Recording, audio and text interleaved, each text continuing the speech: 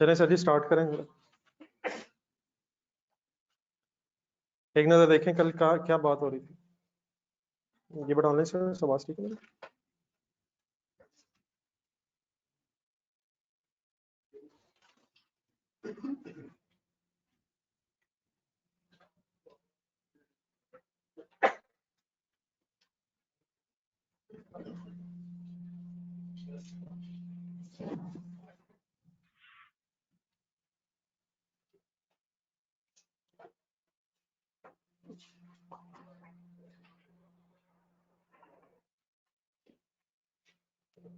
ये आगे भी एक हिसाब रह गया।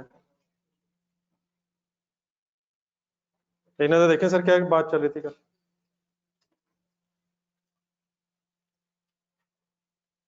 डेप्रिसिएशन किसे कहते हैं?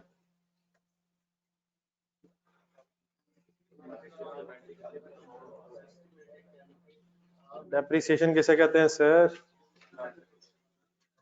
डेप्रिशिएबल अमाउंट को अगर यूजफुल लाइफ पे एलोकेट कर दें तो जो ईयर वाइज फिगर आती है that is called as depreciation. Depreciable amount का फॉर्मूला क्या है? रेजिडुअल वैल्यू किसे कहते हैं? देख के बताना आपने, जरा एक नजर दोबारा पढ़ना, मैं जस्ट टू रिवाइज।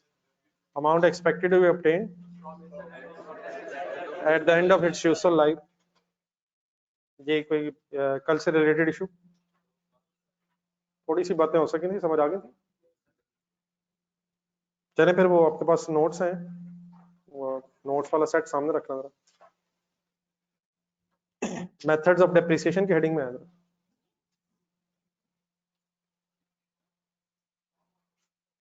थोड़ा सा जरा आवाज गूंज रही है।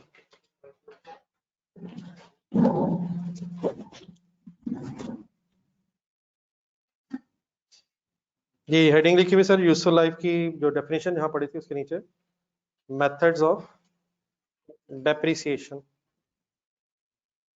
मेथड्स ऑफ डेप्रिसिएशन का बड़ा मीनिंग ये है, कंसंट्रेशन जरा प्लीज। यकीन ये मेथड्स जो नीचे आएंगे आपने होपफुली पहले भी पढ़े हुए, तो वो इंशाल्लाह अभी रिवाइज हम कर लेते हैं। लेकिन मेथड्स ऑफ डेप्रिसिएशन का मतलब अब ये है, डेप्रिसिएशन असल में कहते हैं डेप्रिशिएबल अमाउंट की यूजफुल लाइफ पे जो एलोकेशन है। सही बोला मैंने? डेप्रिशिएबल अमाउंट ने यूजफुल लाइफ पे एलोकेट होना है, तो उस डेप्रिशिएबल अमाउंट को जब आपने यूजफुल लाइफ पे एलोकेट करना है तो उसके फिर डिफरेंट तरीके हैं। कल जो मैंने एक छोटी सी एग्जांपल बनाई थी आपके सामने बोर्ड पे, शायद आपने भी लिखी थी। मैंने सिंपली कॉस्ट लिखी थी 5 लाख, फिर उसमें से 50,000 क्या माइनस किया था, तो 4,50,000 एक डेप्रिशिएबल अमाउंट आ गई थी। उसको फिर मैंने 5 साल से डिवाइड कर दिया था, तो मेरे पास एक 90,000 की एक डेप्रिसिएशन की अमाउंट आ गई थी। तो ये सिर्फ एक वे है कि डेप्रिशिएबल अमाउंट को आप यूजफुल लाइफ से डिवाइड करके एलोकेट कर दें, और ये शायद फिर मैंने without name straight line method use किया था। लेकिन क्या डेप्रिसिएशन चार्ज करने का कोई और मेथड भी है? तो असल में डेप्रिशिएबल अमाउंट ने एलोकेट होना है, उसको एलोकेट करने का एक मेथड स्ट्रेट लाइन है, और उसके अलावा फिर reducing balance, sum of digits वगैरह मेथड भी हैं, तो जिनको आज हम जरा रिवाइज कर लेते हैं। तो आज सबसे पहले जरा स्ट्रेट लाइन मेथड ही फाइनल करना जरा इसकी, बल्कि नंबरिंग अगर कर लें, ये आपके पास नीचे जो मेथड्स लिखे हुए हैं, एक स्ट्रेट लाइन हो गया सबसे पहले, थोड़ा सा नीचे क्या लिखा हुआ, रिड्यूसिंग बैलेंस। पेज जरा पलटें जरा, इनकी नंबरिंग कर लें जरा, ये बल्कि इसी पेज, सॉरी इसी पे नीचे भी एक और है, सम ऑफ डिजिट्स नंबर 3। फिर नेक्स्ट पेज पे 2 और हैं, मशीन आवर और प्रोडक्शन यूनिट्स। नाम सुने में? आज जरा फार्मूला जरा रिवाइज करना, वापस आ जाए फर्स्ट पेज। बात जरा थोड़ी सी मुझे जरा कंप्लीट कर लेने दीजिएगा, यकीनन आपको आइडिया है। कोई अगर कंफ्यूजन होगी तो आपके जहन में कोई क्वेश्चन रह जाए तो फिर इंशाल्लाह वो भी डिस्कस करते हैं। स्ट्रेट लाइन मेथड में अगर आपने एनुअल डेप्रिसिएशन कैलकुलेट करनी है तो उसका फॉर्मूला आपके पास लिखा हुआ पढ़े जरा। कॉस्ट उठाएं, रेजिडुअल वैल्यू माइनस कर दें और divided bye estimated useful life. Let's assume आसान सी फिगर जरा, 1 लाख कॉस्ट है, सपोज 20,000 रेजिडुअल वैल्यू है और divided bye let's assume 4 years useful life है। कैलकुलेटर पकड़े,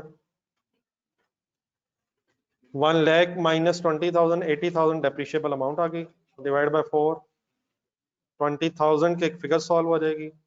what is this 20,000? It is depreciation per annum based on straight line method. अगर आपने straight line method से डेप्रिसिएशन कैलकुलेट करनी है तो कॉस्ट माइनस रेजिडुअल वैल्यू और divided bye estimated useful life. ठीक है जी प्लीज। लेकिन बेटा स्ट्रेट लाइन मेथड में डेप्रिसिएशन कैलकुलेट करने का एक ऑल्टरनेटिव वे भी है। अभी मैं स्ट्रेट लाइन मेथड ही की बात कर रहा हूँ। एक तो वे है कि ये फॉर्मूला यूज करके फिगर निकालना, ऑल्टरनेटिवली स्ट्रेट लाइन मेथड में रेट निकाल के भी वर्किंग हो सकती है। तो इसी मेथड में अगर रेट निकालना है तो नेक्स्ट पढ़े जरा। रेट का फॉर्मूला है, अभी प्लीज रिड्यूसिंग बैलेंस की बात नहीं हो रही, रिड्यूसिंग बैलेंस में भी रेट का एक फॉर्मूला है, वो आपके ज़हन में मिक्स नहीं होना चाहिए। स्ट्रेट लाइन मेथड में ऑल्टरनेटिवली रेट निकाल के भी वर्किंग हो सकती है, और अगर स्ट्रेट लाइन मेथड में आपने रेट निकालना है तो उसका फॉर्मूला लिखा हुआ 1 डिवाइड बाय इंटू 100। अब मैं ये सेम अगर डाटा यूज करूं तो 1 डिवाइडेड बाय 4 यूजफुल लाइफ मैंने अज्यूम की थी, मल्टीप्लाइड बाय 100। सॉल्व करें आंसर। रजिस्टर खोलें जरा, ये लिख के करें।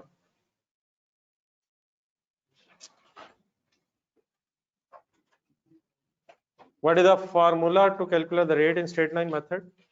1 डिवाइड बाय यूजफुल लाइफ और उसे परसेंटेज में कन्वर्ट करने के लिए इनटू 100, आपके पास आंसर 25% आ जाएगा। यहाँ तक जरा लिखना जरा। फिर इस रेट को कैसे यूज करना है ये भी मैं डिस्कस करता हूँ।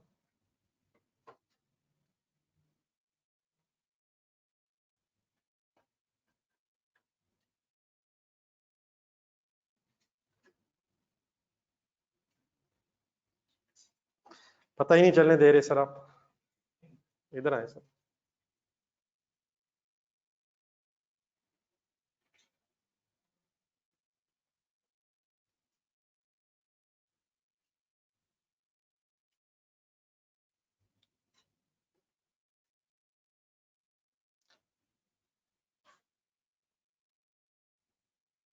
नोट कर लिए। रेट की बेस पे अगर आपने स्ट्रेट लाइन बेसिस में डेप्रिसिएशन कैलकुलेट करनी है तो जब रेट कैलकुलेट हो जाता है, अब रुक के जरा सुनिएगा पहले, तो फिर उसे हर साल डेप्रिशिएबल अमाउंट से मल्टीप्लाई किया जाता है। तो इसलिए मैं कह रहा हूँ थोड़ा सा जरा सही रिवाइज हो जाएगा जरा। मसलन फॉर एग्जांपल आप 4 साल में से अगर फर्स्ट ईयर एंड की ईयर 1 की डेप्रिसिएशन अगर आपने निकालनी है स्ट्रेट लाइन मेथड में, तो जो 25% ऐसे आप मल्टीप्लाई करेंगे, कॉस्ट 1 लाख वही जो मैंने ऊपर अज्यूम की थी माइनस 20,000, हर साल स्ट्रेट लाइन मेथड में रेट ने डेप्रिशिएबल अमाउंट से मल्टीप्लाई होना है। For example 1 lakh minus 20,000, calculator पकड़ा, 80,000 मल्टीप्लाई बाय 25%, क्या आंसर आ रहा? तो आंसर वही सेम आता है जो फार्मूला से आएगा। बाय डिफॉल्ट अगर हमें वर्किंग करने हम फार्मूला यूज कर सकते हैं, लेकिन समटाइम एग्जामिनर रेट देता है, तो अगर स्ट्रेट लाइन बेसिस पे रेट दिया हो तो आप किससे मल्टीप्लाई करेंगे? कॉस्ट से या नहीं, कॉस्ट से या डेप्रिशिएबल अमाउंट से? ये मैंने 1 लाख क्या अज्यूम किया है minus residual value. Next year की भी अगर आपने वर्किंग करनी है तो सेम डेप्रिशिएबल अमाउंट से रेट मल्टीप्लाई होना। स्ट्रेट लाइन मेथड में हर साल डेप्रिसिएशन सेम होती है, तो अगर रेट अवेलेबल भी हो, रेट से वर्किंग करनी भी पड़ जाए, तो स्ट्रेट लाइन मेथड में हर साल रेट जो है वो डेप्रिशिएबल अमाउंट से मल्टीप्लाई होना है। तो 2 सालों की मैंने वर्किंग लिखी है, अगर 3rd ईयर 4th ईयर में भी वर्किंग करनी हो आपने, तो डेप्रिशिएबल अमाउंट इनटू रेट करके आप फिगर सॉल्व कर लेंगे। कर लें कंप्लीट। रिड्यूसिंग मिक्स हो रहा है आपके जहन में, अभी मैं रिड्यूसिंग की बात नहीं कर रहा हूँ। रिड्यूसिंग बैलेंस मेथड है कुछ जहन में, लेकिन मैं अभी किसकी बात कर रहा हूँ? अगर स्ट्रेट लाइन बेसिस पे को रेट दिया हो तो हर साल आप डेप्रिशिएबल अमाउंट से रेट मल्टीप्लाई कर रहे होंगे। हाँ, अगर for example residual value available ही ना हो या रेजिडुअल वैल्यू जीरो तो फिर वो कॉस्ट ही डेप्रिशिएबल अमाउंट बन सकती है, ठीक है। वरना principally speaking depreciable amount multiplied by rate of depreciation. Any confusion? कुछ आपने कुछ और पढ़ा हो, मैंने कुछ और कह दिया हो। अब ये ना कह दीजिएगा स्ट्रेट लाइन मेथड नहीं पढ़ा हुआ, याद तो आ रहा होगा, होपफुली वर्ड तो सुना ही होगा ना यार। चलिए नंबर 2, अभी इस वक्त हम सिर्फ जरा पहले मेथड जरा रिवाइज करने फिर क्वेश्चंस पे चलते हैं। देन आ जाए जरा रिड्यूसिंग बैलेंस मेथड पे।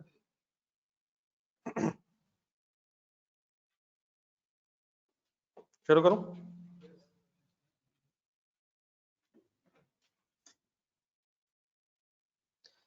रिड्यूसिंग बैलेंस मेथड, जहां पे आपके पास हेडिंग लिखी हुई है उसके साथ ब्रैकेट में उसका ऑल्टरनेट नेम भी लिखा हुआ है, डिमिनिशिंग बैलेंस मेथड, लेकिन नॉर्मली शायद रिड्यूसिंग बैलेंस मेथड ही वर्ड यूज होता है।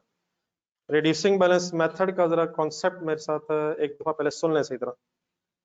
रिड्यूसिंग बैलेंस मेथड में हमेशा रेट रिक्वायर्ड होता है। अगर रेट गिवन हो तो आप उस रेट को एग्जामिनर ने अगर बता दिया एज इट इज यूज करेंगे, और अगर गिवन नहीं है तो फिर वो कैलकुलेट होगा। रिड्यूसिंग बैलेंस मेथड में हमेशा रेट रिक्वायर्ड होता है। एग्जामिनर बता दे फिर डेफिनेटली आपको रेट की वर्किंग करने की जरूरत नहीं है, लेकिन अगर एग्जामिनर रेट ना बताए तो रिड्यूसिंग बैलेंस मेथड में फिर रेट निकालना पड़ता है। और रिड्यूसिंग बैलेंस मेथड में अगर रेट निकालना पड़ जाए तो उसका फिर फॉर्मूला जरा ढूंढे क्या लिखा हुआ है। अब जरा देख के बोले जरा क्या लिखा हुआ। 1 माइनस एन, जरा ढूंढे नीचे। यूजफुल लाइफ के लिए है, number of years of useful life, then फिर स्क्वायर रूट है, और एस लिखा हुआ है, एस या स्क्रैप वैल्यू या रेजिडुअल वैल्यू, और डिवाइडेड बाय कॉस्ट है, और देन जो फिगर आएगी इसको फिर मल्टीप्लाइड बाय 100 करके परसेंटेज में आंसर आ जाएगा। फॉर्मूला जरा अपने हाथ से भी एक्सप्लेन करना था। आपके पास जो एस लिखा हुआ था वो रेजिडुअल वैल्यू के लिए है, मैंने उसकी जगह RV scrap value residual value interchangeably word use हो जाता है। तो what is the formula to calculate the rate अगर रेट अवेलेबल ना हो? बोले बोले फार्मूला बोले। 1 minus n stands for useful life, square root में residual value divide by cost. Rate जब आएगा फिर उसको यूज कैसे करना वो बात की बात है। अगर रेट गिवन है तो एज इट इज यूज करना है, फिर खुद कैलकुलेट नहीं होना, और अगर गिवन नहीं है तो फिर हम कैलकुलेट किया करेंगे। कैलकुलेटर सबके पास है इस वक्त? आज जो मैंने डाटा ऊपर यूज किया था उसी की बेस पे एक और वर्किंग करवा दूं जरा। लेट्स अज्यूम रेट निकाल रहे हैं हम। 1 minus n suppose 4 years, residual value 20,000 divided by suppose 1 lakh और मल्टीप्लाइड बाय 100। ये जरा फिगर्स लिख लें अपने पास फार्मूले की, और फिर प्लीज सबने सॉल्व करना है। और अगर किसी का आंसर सही नहीं आ रहा तो शायद भूल ना गया हो कि ये कैलकुलेशन कैसे होती है, तो वो प्लीज रिवाइज भी कर लेनी है ताकि अगर कभी जरूरत पड़े तो फिर हम वर्किंग कर सकें। फिगर्स लिख लें, सब लोग कैलकुलेटर पे यूज करें, कैलकुलेटर पे वर्किंग करें, और मुझे बताएं क्या आंसर आ रहा है। जी ऑनलाइन स्टूडेंट्स काइंडली आप भी जरा इन्वॉल्व रहें, जरा मुझे आइडिया हो जाए कि याद है या भूल गए। अगर भूल गया तो फिर मैं एक्सप्लेन कर देता हूँ कौन से ये आइकन्स है। सब लोग प्लीज अपना कैलकुलेटर यूज करेंगे, ये शायद शिफ्ट ने भी यूज होना है इसमें। कर ले भूल गया होगा।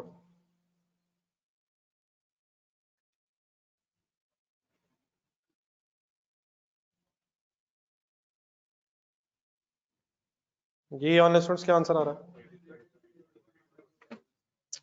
प्लीज क्या आंसर आ रहा है सर? कितने लोगों का 33 पॉइंट समथिंग आंसर नहीं आ रहा? नहीं मैं इसलिए पूछ रहा हूँ कि फिर मैं एक्सप्लेन कर देता हूँ ना। अगर सबका आंसर आ गया फिर हम टाइम वेस्ट नहीं करते। सबका सॉल्व हो गया तो बताएं ना यार। अगर सॉल्व नहीं हुआ तो कैलकुलेटर मेरी तरह का ही है, नहीं मतलब यही सेम कैलकुलेटर ना हमारा, ताकि हम आइकन सेम यूज करना। जिनका सॉल्व नहीं हुआ या सब लोग एक दफा दोबारा कैलकुलेटर पकड़े, मैं जीरो कर अंदर। बिस्मिल्लाह रहमान रहीम, बिस्मिल्लाह रहमान रहीम। 1 ढूंढे, प्रेस करें बिस्मिल्लाह पढ़ के। माइनस ढूंढे, प्रेस कर दें। 4 ढूंढे, प्रेस कर दें। साथ है। अब बेटा मेरे ख्याल शिफ्ट के साथ आएगा। ऊपर शिफ्ट के बटन पे फिर आपके पास एक आइकन है, ये एक्स बॉक्स सा बना हुआ है, इसके ऊपर पहुंचना, मतलब सिंपली आप इसको प्रेस कर देंगे, शिफ्ट आपने दबा लिया, मिल गया। ये ऊपर स्टार्ट में है, दरमियान में सेकंड या थर्ड रो शायद, मिल जाएगा ये वाला, ये एक्स बॉक्स सा बना हुआ व्हाइट सा कलर, ये वाला है सबका। इसे प्रेस करेंगे तो ऑटोमेटिकली स्क्वायर रूट शायद बन जाएगा। तो उसके अंदर फिर आपने 20,000 डिवाइडेड बाय बस 1 लाख पुट करना, और फिर इज इक्वल टू दबाएंगे, लेकिन मल्टीप्लाइड बाय 100 करेंगे तो अप्रोक्सीमेटली 33 पॉइंट समथिंग आंसर आ जाएगा। जिनका नहीं हो रहा तो सॉल्व हो गया जी बेटा, आपका हो गया या अभी भी नहीं हुआ? यार जाना दे गुस्सा यार, उससे पूछना चाहिए, अल्लाह करे वो सही बता पूछ लें फिर मेरी तो नहीं, मेरे से तो बात नहीं बनी। यहाँ स्टूडेंट्स आप में से तो नहीं कोई रह गया?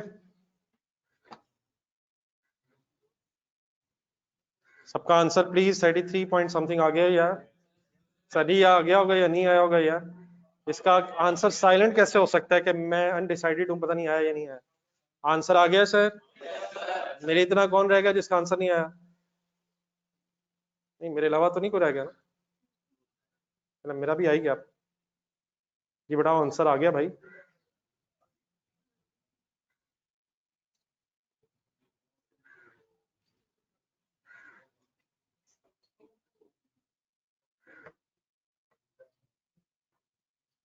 बड़ा सॉल्व हो गया यार।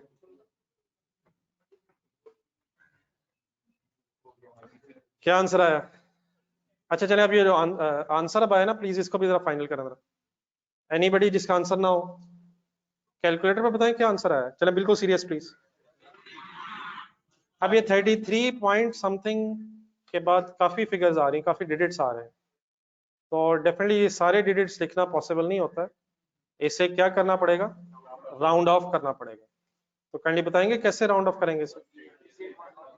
नहीं ये मैं पहले इसलिए पूछना चाह रहा हूँ कि आपको पुराना क्या आइडिया राउंड ऑफ का, वरना फिर मैं बता के बात खत्म करूँ, ताकि राउंडिंग ऑफ पे हमारा टाइम वेस्ट ना हुआ करे। ये 1 to 5 समथिंग आ रहा है, तो इसे बताएं मैं कैसे लिखूं? 33.13 कर दूं? मेरा ख्याल है कि पॉइंट्स के बाद 2 डिजिट्स में राउंड ऑफ करते होंगे आप। और 3 क्यों किए? 2 के बाद 5 या उससे ऑनवर्ड्स अगर कोई डिजिट होता तो हमने देयरफॉर हायर साइड पे उसे राउंड ऑफ कर लिए। एक और बता देना, अगर 1 to 4 होता तो फिर क्या लिखवाता मुझे? फिर 1 2। हम सब एक ही पेज पे हैं, तो राउंड ऑफ कर लिया करेंगे, कभी टाइम वेस्ट नहीं करना। कभी भी अगर हम कोई परसेंटेज फाइंड आउट कर रहे हैं और आंसर पॉइंट्स में जा रहा है, तो मैक्सिमम 2 डिजिट्स पे राउंड ऑफ कर लें, कर लिया करेंगे। तो 33.13% हमारा रिड्यूसिंग बैलेंस मेथड में रेट कैलकुलेट हो गया है। ये रजिस्टर पे कंप्लीट करना होगा। Any confusion in this rounding off? इन छोटी छोटी चीजों को प्लीज साथ क्लियर रखिएगा, फजूल में से बाद में टाइम वेस्ट होता है। तो what is the concept of reducing balance method? सबसे पहले हमें रेट चाहिए होता है, और अगर गिवन ना हो तो मेरी तरफ देख के जरा फॉर्मूला बता दें, कौन सा फॉर्मूला है? 1 minus usual life square root residual value divide by cost and finally multiplied by 100। अब बेटा अगर रेट आ जाए तो फिर इस रेट को यूज करके डेप्रिसिएशन कैसे कैलकुलेट होनी है, तो ये भी जरा एक सेकंड पहले मुझे छोटा सा एक टेबल बना लेने दें। आपको चीजें आती हैं, मुझे आइडिया है, जरा रिवाइज हो जाएगा जरा। अगर आपने रिड्यूसिंग बैलेंस मेथड में रेट कैलकुलेट कर लिया है या रेट अवेलेबल हो गया है और आप डेप्रिसिएशन की वर्किंग करनी है, तो आप कैसे वर्किंग करेंगे? मुझे जरा कुछ एक्स्ट्रा फिगर्स भी जरा समझानी है, तो मुझे खंडी पहले 1-2 साल की वर्किंग कर लेने दें, बाकी आप कीजिएगा जरा। फर्स्ट ईयर की अगर डेप्रिसिएशन फाइंड आउट करनी है आपने, लेट मी प्लीज एक्सप्लेन, आपके लिए लिख रहा हूँ, इंशाल्लाह लिख लेंगे आप।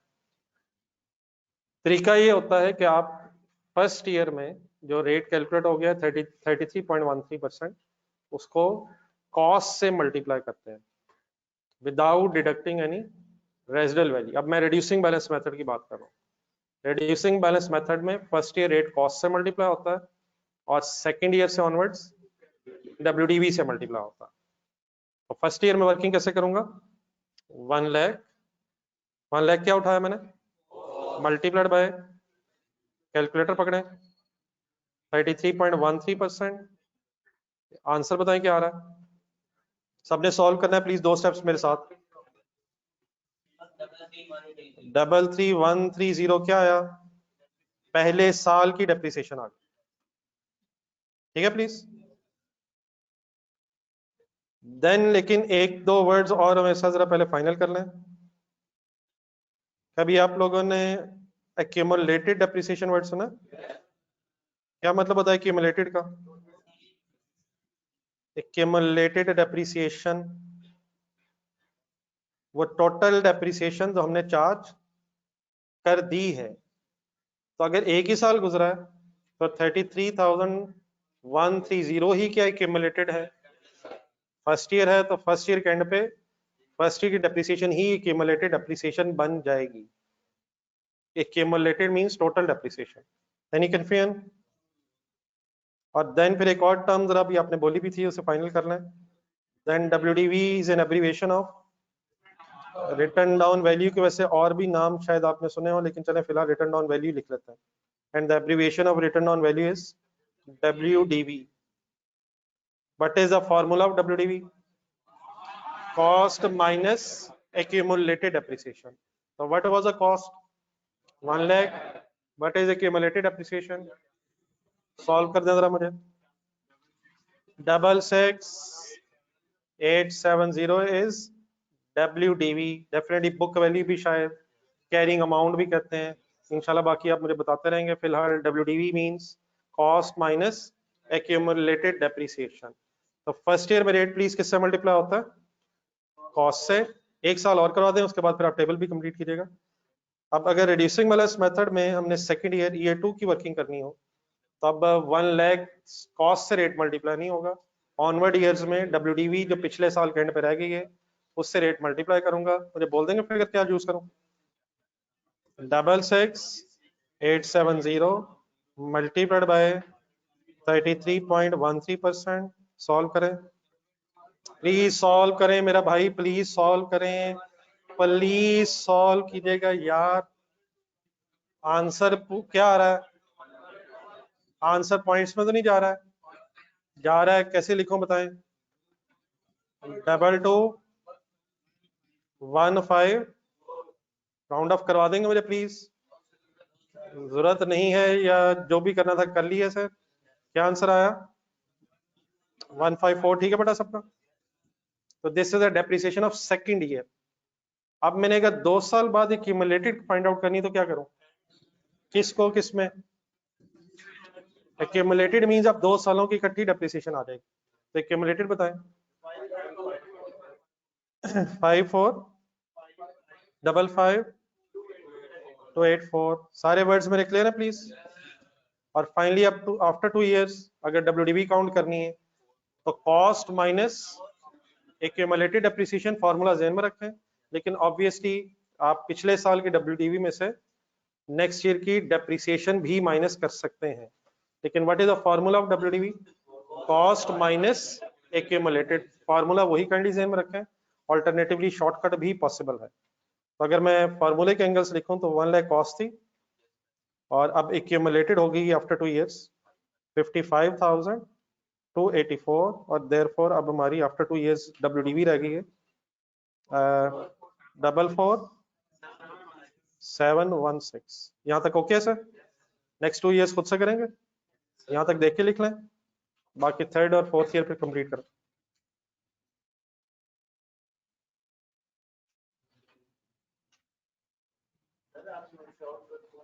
ऑल्टरनेटिवली बेटा ये भी हो सकता है ना, कैलकुलेटर पे लिखें जरा 66870। इसमें से फर्स्ट ईयर की डेप्रिसिएशन माइनस हुई भी है, तो अगर इसमें से हम सेकेंड ईयर की फर्दर माइनस कर दें तो -222154। लेकिन फिर डेप्रिसिएशन माइनस करनी है, एक्यूमुलेटेड नहीं माइनस करनी, वो तो फिर डबल हो जाएगी। तो बेहतर यही वैसे कॉस्ट में से एक्यूमुलेटेड माइनस करें। ऑल्टरनेटिवली लेकिन प्रीवियस WDV में से जिसमें से ऑलरेडी 1 साल की लेस हुई हुई है, एक और साल की लेस कर दें तो WDV आ सकती है।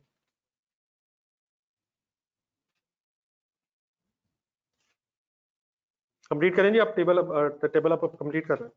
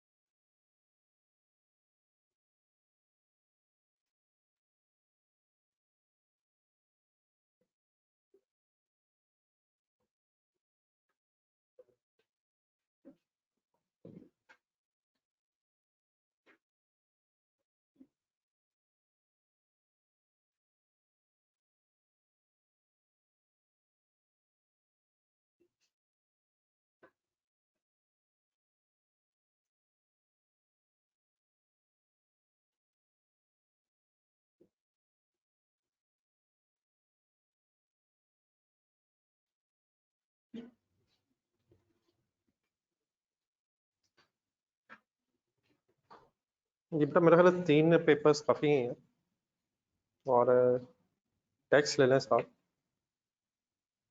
आप करें कंप्लीट, में वैसे क्वेश्चन का आंसर कर रहा हूँ।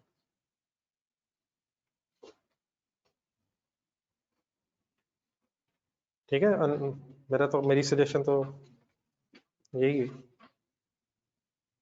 लेकिन बहरहाल एक बेस्ट एफर्ट करें और जो हो गया है उसको भुलाने की कोशिश करें। ठीक है प्लीज। लॉ का इसलिए बेनिफिट नहीं है कि बी लॉ के साथ या तो फिर सी लॉ भी लें,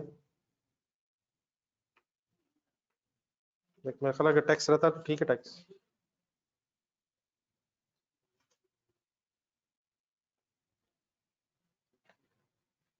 जी सर, हो गया कंप्लीट। जी थर्ड ईयर के फिगर्स लिखवाइएगा। 44716 multiplied by 33.13% is equal to 14814 70098। अच्छा, ये फिगर्स मेरे साथ जरा मैच होनी चाहिए आपकी, खास तौर पे उसकी रीजन ये भी है कि मैं देखना चाह रहा हूँ कि अगर कहीं पॉइंट्स हैं तो आप सही राउंड ऑफ कर पा रहे हैं या नहीं। ये ना फिर हम आगे चले जाएं और राउंडिंग ऑफ के डिफरेंसेस में ही हम परेशान रहे। सही है please. Last figure 29902। once again cost minus accumulated depreciation last year। 29902 multiplied by 33.13 9907 8 0005 19995। तो यहाँ तक इकट्ठे हो जरा।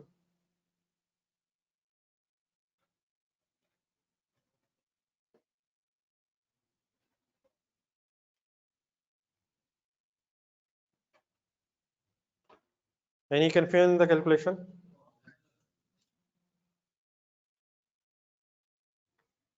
जो लोग कर रहे हैं जरा कंप्लीट कर लें।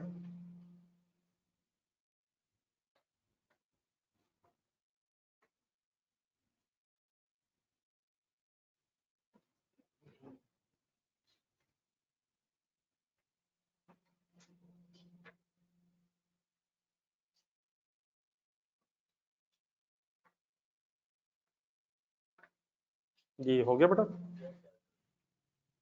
एक काम जरा करें, जिनने कर लिया है जरा डेप्रिसिएशन के कॉलम का टोटल करें जरा। डेप्रिसिएशन के कॉलम का टोटल करें।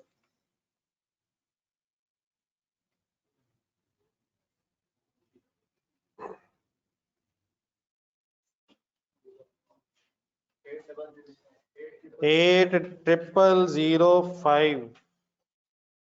अब ये जो फिगर्स आई हुई है ये जरा मुझे आपने लॉजिकली समझानी है, ये फिगर्स का मीनिंग क्या है। नहीं ये मैं पूछता हूँ अभी, फिगर मैं बताता हूँ, उसका मीनिंग फिर आप बताइएगा। वर्किंग अगर कर लिए तो बता दें, कुछ लोग लिख रहे हैं अभी। सबसे पहले मुझे ये बताएं कि आफ्टर 4 इयर्स WDV कितनी है? ये 4 साल अगर इस एसेट की यूजफुल लाइफ थी, ये एसेट जीरो की नहीं हुआ? 4 साल अगर इसकी यूजफुल लाइफ है तो आफ्टर 4 इयर्स ये एसेट जीरो की नहीं हुआ? WDV का एक फॉर्मूला तो है जो हम यूज कर रहे हैं, लेकिन असल में WDV का मीनिंग क्या है ये भी गौर से सुना जरा। फर्स्ट ईयर के एंड पे 66870 फिगर का मीनिंग ये है कि एक साल एसेट यूज कर लेने के बाद हमारा ये एसेट 66870 का रह गया था। 2 साल बाद कितना रह गया था? 3 साल बाद कितना रह गया? तो WDV मीन्स कितना एसेट रह गया है। ये एसेट था कितने का?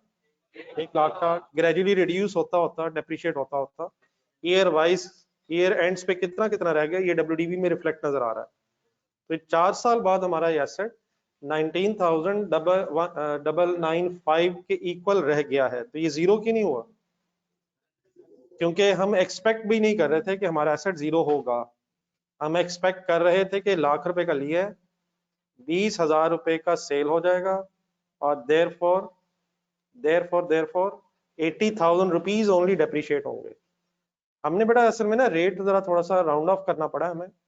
रेट बनना था 33.125 समथिंग, तो रेट राउंड ऑफ करने की वजह से ये 5 रुपए कहीं हमें कुछ एक्स्ट्रा नजर आ रहे हैं, डेप्रिसिएशन में ज्यादा नजर आ रहे हैं। और से देखें, क्या डेप्रिसिएशन टोटल 80,000 नहीं होनी चाहिए थी? लेकिन ये 5 रुपया जो डेप्रिसिएशन में ज्यादा, ये राउंड ऑफ करने की वजह से रेट था 125 और हमने 13 किए, तो थोड़ा सा हमने उसे हायर साइड पर राउंड ऑफ किया, जिसकी वजह से हमारी डेप्रिसिएशन 5 रुपीज जरा ज्यादा हो गई है, और उसकी वजह से हमारी WDV जो है वो 5 रुपए, असल में ये जो 19,995 है ये अप्रोक्सीमेटली 20,000 के बराबर होना चाहिए था। तो ठीक है, राउंडिंग ऑफ की वजह से थोड़ा सा डिफरेंस तो आ जाता है, लेकिन ये पता होना चाहिए कि 80,000 असल में टोटल डेप्रिसिएशन है, इग्नोरिंग राउंडिंग ऑफ, और WDV हमारी रेजिडुअल वैल्यू की इक्विवेलेंट बची है। तो दो स्टेटमेंट्स का आइडिया होना चाहिए, जब एसेट की लाइफ एंड हो जाती है तो उसकी WDV रेजिडुअल वैल्यू के इक्वल हो जाती है। क्या बोला मैंने? Eight the end of the useful life, number 1, residual WDV is equal to residual value, and number 2, accumulated depreciation is equal to depreciable amount। depreciable amount क्या थी इस एसेट की? 1 लाख एसेट था, 20,000 रेजिडुअल वैल्यू थी, तो डेप्रिशिएबल अमाउंट 80,000 थी। क्या वो 80,000 4 सालों में डेप्रिशिएट हो जाएगा? तो after 4 years accumulated depreciation will be equal to depreciable amount and WDV will be equal to residual value। ये दो सेंटेंसेस और लिखें इस टेबल के नीचे। लेकिन ये कब होना है? Eight the end of useful life. Eight the end of useful life, number 1,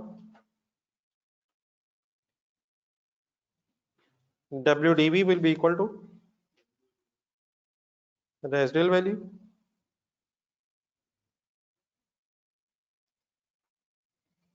and number 2, accumulated depreciation will be equal to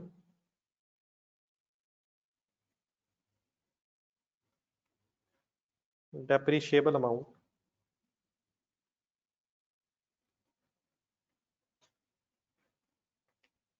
accumulated, मैंने थोड़े से वर्ड जरा कम किए, accumulated depreciation। कुछ बात मेरी समझ आई? ये चार जो टर्म्स मैंने लिखी हैं, WDV, residual value, accumulated depreciation, इनका जरा मीनिंग, एक होता है फार्मूला, WDV मींस क्या है? WDV मींस एसेट कितना रह गया है। तो जब लाइफ एंड हो जाएगी तो एसेट कितना रह जाएगा? जितनी उसकी रेजिडुअल वैल्यू होगी। समझ आता? सेकंड, accumulated depreciation क्या होती है? depreciation that has been charged। depreciable amount क्या होती है? नहीं, वो तो फार्मूला है। डेप्रिशिएबल, चलिए इससे बताएं डेप्रिशिएबल अमाउंट कैलकुलेट कब होती है?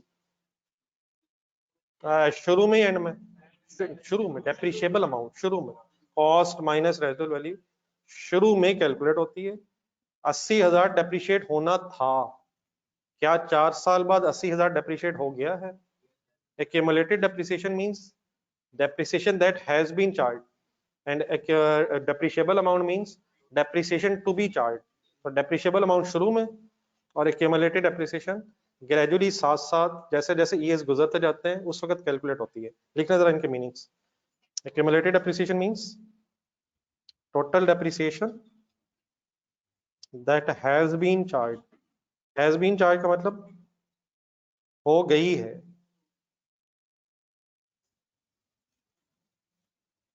क्या 4 साल बाद 80,000 चार्ज हो गया है?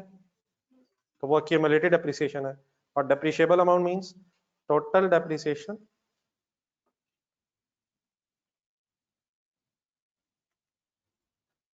that will be charged। depreciable amount शुरू में कैलकुलेट होती है और accumulated depreciation साथ साथ जैसे जैसे ईयर्स गुजरते जाते हैं। लेकिन जब यूजफुल लाइफ एंड हो जाएगी तो क्या जितनी चार्ज होनी थी उतनी चार्ज हो गई होगी। सेंटेंस का इस तरह से मीनिंग है। क्या चीज किसके बराबर हो जाएगी कब? हिम्मत हिम्मत हिम्मत हिम्मत नहीं, सेकंड सेकंड सेकंड नहीं, हर साल ऐसे हो जाएगा, ये लाइफ के एंड में होगा। लाइफ के एंड में फाइनली लाइफ के एंड में ये इक्वल होगी। एक्यूमुलेटेड एप्रिसिएशन डेफिनेटली आप ईयर वाइज काउंट करते जाएंगे, लेकिन जब यूजफुल लाइफ कंप्लीट हो जाएगी तो आइडियली जो आपने चार्ज करना था वो चार्ज हो गया होगा। Any confusion in the words? देख लें कोई कंफ्यूजन प्लीज, वर्ड्स में होनी नहीं चाहिए। अब डेप्रिसिएशन किसे कहते हैं? नहीं वो तो बड़ा उसकी डेफिनेटली उसकी डेफिनेशन अपनी जगह, अपनी अपनी understanding. What is depreciation? Year wise asset कितना कम हुआ है, ईयर वाइज एसेट। डेप्रिसिएशन हमेशा पीरियड वाइज होती है। जिससे ऊपर टेबल जो बनाया हमने, डेप्रिसिएशन को हम बोलेंगे पहले साल की डेप्रिसिएशन, दूसरे साल की, तीसरे साल की। एक्यूमुलेटेड डेप्रिसिएशन को कैसे बोलूंगा मैं? नहीं मतलब फॉर एग्जांपल 55284 ढूंढना जरा, अपने टेबल में जरा ढूंढना 55824, इसको कैसे बोलूं मैं? दूसरे साल के एंड पे एक्यूमुलेटेड डेप्रिसिएशन। ये दूसरे साल की है या पहले साल की? ये 2 सालों की एक्यूमुलेटेड, 2 साल बाद इतनी है। जिसके नीचे वो 3 सालों बाद इतनी है। ये थर्ड ईयर की नहीं है, तीनों सालों की। डेप्रिसिएशन को कैसे बोलूंगा थर्ड ईयर की डेप्रिसिएशन को? तीसरे साल की डेप्रिसिएशन। और एक्यूमुलेटेड 3 साल बाद टोटल डेप्रिसिएशन। डब्ल्यूडीवी कैसे बोलूं? 3 साल बाद एसेट इतना रह गया है। तो ये ईयर वाइज फिगर्स डेप्रिसिएशन की हैं। एक्यूमुलेटेड फिर एज ऑन फिगर्स हैं। एज ऑन का मतलब साल के एंड पे इतनी हो गई है, अगले साल के एंड पे इतनी होगी। तो डब्ल्यूडीवी पता नहीं अभी आपके जेहन में होगा ही नहीं, मैं वैसे भी बात करता हूँ, लेकिन लेट्स ट्राई। ये जो एसेट की डब्ल्यूडीवी होती है ये कहाँ अपीयर होती है? स्टेटमेंट ऑफ प्रॉफिट लॉस में या स्टेटमेंट ऑफ फाइनेंशियल पोजीशन में? एसेट्स में लिखेंगे या प्रॉफिट एंड लॉस में लिखेंगे? तो एसेट्स एज ऑन लिखे जाते हैं। एज ऑन इतना एसेट रह गया है, ऐसे ही होता। इवन एक्यूमुलेटेड डेप्रिसिएशन कहाँ जाती है? प्रॉफिट एंड लॉस में जाती है। एक्यूमुलेटेड डेप्रिसिएशन एसेट की कॉस्ट में से माइनस होकर स्टेटमेंट ऑफ फाइनेंशियल पोजीशन में लिखी जाती है। डेप्रिसिएशन कहाँ जाती है? वो प्रॉफिट एंड लॉस में जाती है। तो डेप्रिसिएशन फॉर द ईयर की प्रॉफिट एंड लॉस में जा रही है। बाकी एक्यूमुलेटेड डेप्रिसिएशन डब्ल्यूडीवी इसका ताल्लुक स्टेटमेंट ऑफ फाइनेंशियल पोजीशन से। आई होप कि कुछ ज़हन में आ गया है। बाकी खैर अभी मैं फर्दर एक्सप्लेन करता हूँ। कोई और इसमें कंफ्यूजन? चलें बाकी पहले मेथड्स हम कंप्लीट कर लें। आ जाए पेज पे वापस आ जाए। बाकी जो नीचे एक्सप्लेन हुआ रिड्यूसिंग बैलेंस मेथड, वो शायद हमने सारी बातें कर ली हैं। जरा एक नजर पढ़ भी लें जरा, जहाँ ये फार्मूला लिखा होता है इसके नीचे 3 पॉइंट्स बने हुए हैं रिड्यूसिंग बैलेंस मेथड में। Rate will then be multiplied in the first year on the cost of asset without deducting, and from second year onwards rate is multiplied with at the WDV at the beginning of the year, means पिछले साल के and पे, to calculate the depreciation for the year. If however ये वाला sentence एक underline कर लें, अगर रेट एग्जामिनर दे दे तो फिर आपने रेट काट नहीं देना, एज इट इज यूज करेंगे। अगर ना अवेलेबल हो तो फिर अपना कैलकुलेट करेंगे। ठीक है प्लीज। आ जाए अब थर्ड मेथड। कौन से दो हो गए? थर्ड मेथड का नाम sum of years digits method. Register पे हेडिंग लिखें।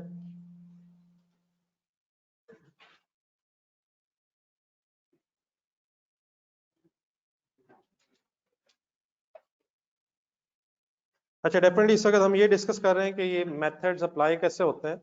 बाकी ये मेथड कौन सा मेथड किस सिचुएशन में अप्लाई होना है, ये फिर इंशाल्लाह बाद में डिस्कस करेंगे। इस वक्त हमारा एम्फेसिस ये होगा कि अगर आपको बताया गया है कि कौन सा मेथड यूज करना है तो इसकी एप्लीकेशन कैसे है, फिर किस एसेट को कैसे डेप्रिशिएट होना चाहिए, ये भी क्वेश्चन में डिस्कस करेंगे। लेकिन वैसे आपके लेवल पे एग्जामिनर मेथड खुद बताता है, आपको शायद उसकी एप्लीकेशन ही पता होनी चाहिए। हेडिंग लिख ली। अब इसको भी पहले समझ लें, बाद में फिर इसे नोट कर लीजिएगा। सम ऑफ डिजिट्स मेथड से अगर वर्किंग करनी है तो इसका बेटा एक प्रोसीजर ही होता है कि सबसे पहले एक कॉलम बनता है। अभी आप नहीं लिख रहे, फर्स्ट एक कॉलम में आप जितनी एसेट की यूजफुल लाइफ होती है, जितनी एसेट की यूजफुल लाइफ है उसे नंबर्स में लिस्ट डाउन कर लेंगे। लाइक फॉर एग्जांपल, अगर एक एसेट की 4 साल यूजफुल लाइफ है तो फर्स्ट कॉलम आप लिख लेंगे 1 2 3 एंड 4। अगर 10 साल लाइफ होती तो what is the first step? List down the number of years of useful life. Second step ये है, कैलकुलेटर पकड़ा कि आपने इन डिजिट्स का सम कर लेना है। 1 + 2 + 3 + 4, सिंपल कैलकुलेशन, आंसर बताएं। 10। What is 10? It is sum of years. अगर तो ये 4 साल है या 5 साल है फिर तो ये सिंपल कैलकुलेटर पे भी वर्किंग हो सकती है। लेकिन अगर ये ईयर्स ज्यादा हो जाए तो फिर ये बार बार प्लस करने की बजाय एक फार्मूला भी यूज किया जा सकता है इस टोटल के लिए। आता है कुछ ज़हन में?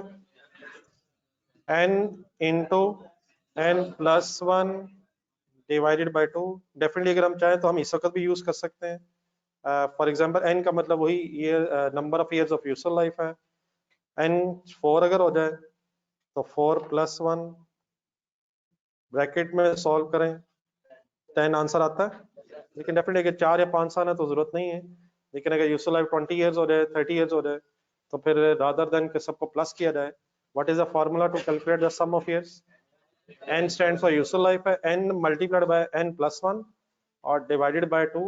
n + 1 पहले सॉल्व हो जाएगा, फिर मल्टीप्लाइड बाय n है, डिवाइड बाय 2। कुछ बात समझ आ गई वैसे? तो what is the first step? List down the number of years. Second step, उसका एक सम कर लें फर्स्ट कॉलम में। जी, any confusion? n stands for useful life।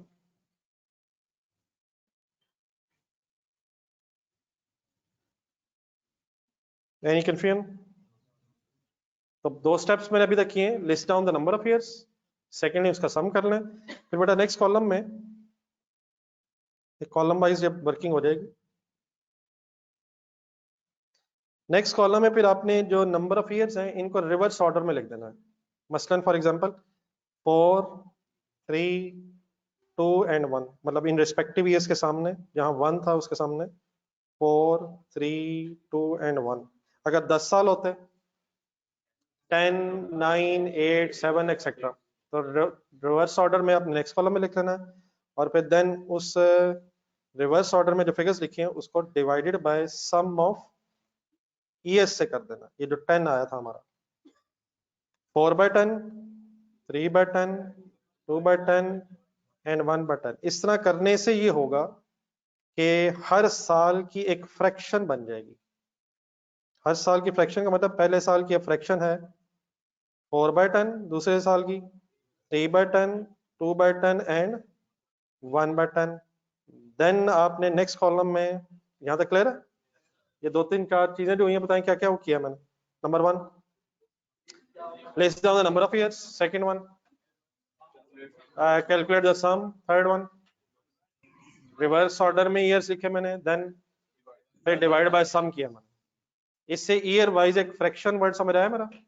4/10 3/10 2/10 1/10 एक फ्रैक्शन बन गई है। देन सिंपली आपने नेक्स्ट कॉलम में इस फ्रैक्शन को मल्टीप्लाइड बाय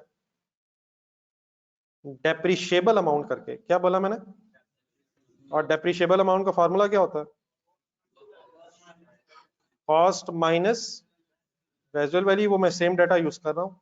हर साल की फ्रैक्शन को आपने डेप्रिशिएबल अमाउंट से मल्टीप्लाई करके ईयर वाइज डेप्रिसिएशन कैलकुलेट कर लेनी है। हर साल की फ्रैक्शन डेप्रिशिएबल अमाउंट से मल्टीप्लाई करके डेप्रिसिएशन आ जाएगी based on sum of digits method. मेरे अलावा किसी को समझ आया ये क्या किया मैंने? फॉर एग्जांपल जरा आंसर्स बताएं। क्या करेंगे पहले साल?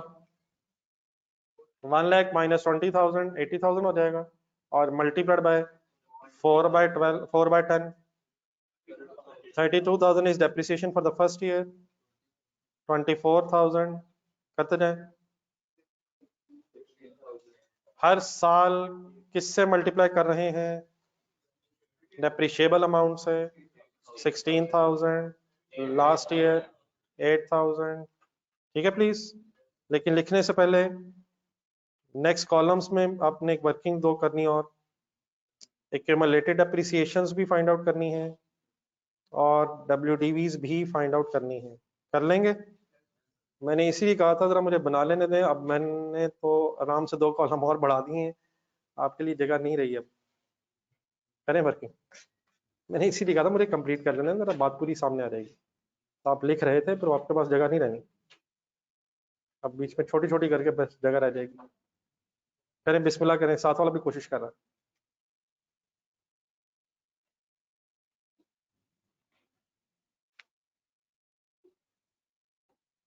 अच्छा, आप रेंडमली इसको मेरे ख्याल से देख के ना लिखें, जिस तरीके से मुझे लिखवाया आपने।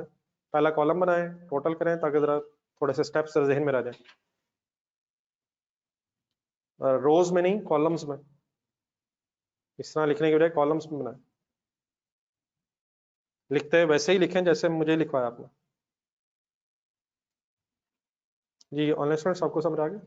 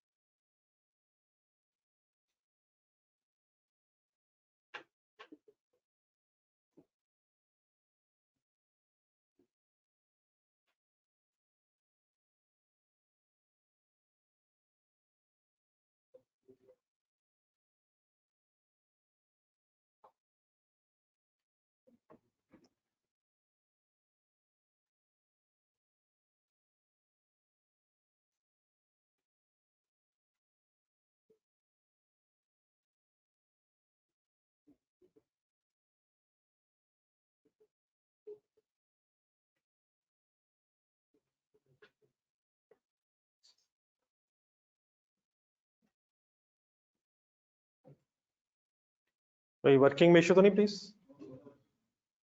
कंप्लीट करना है, अपने बाकी 2 कॉलम भी बनाए।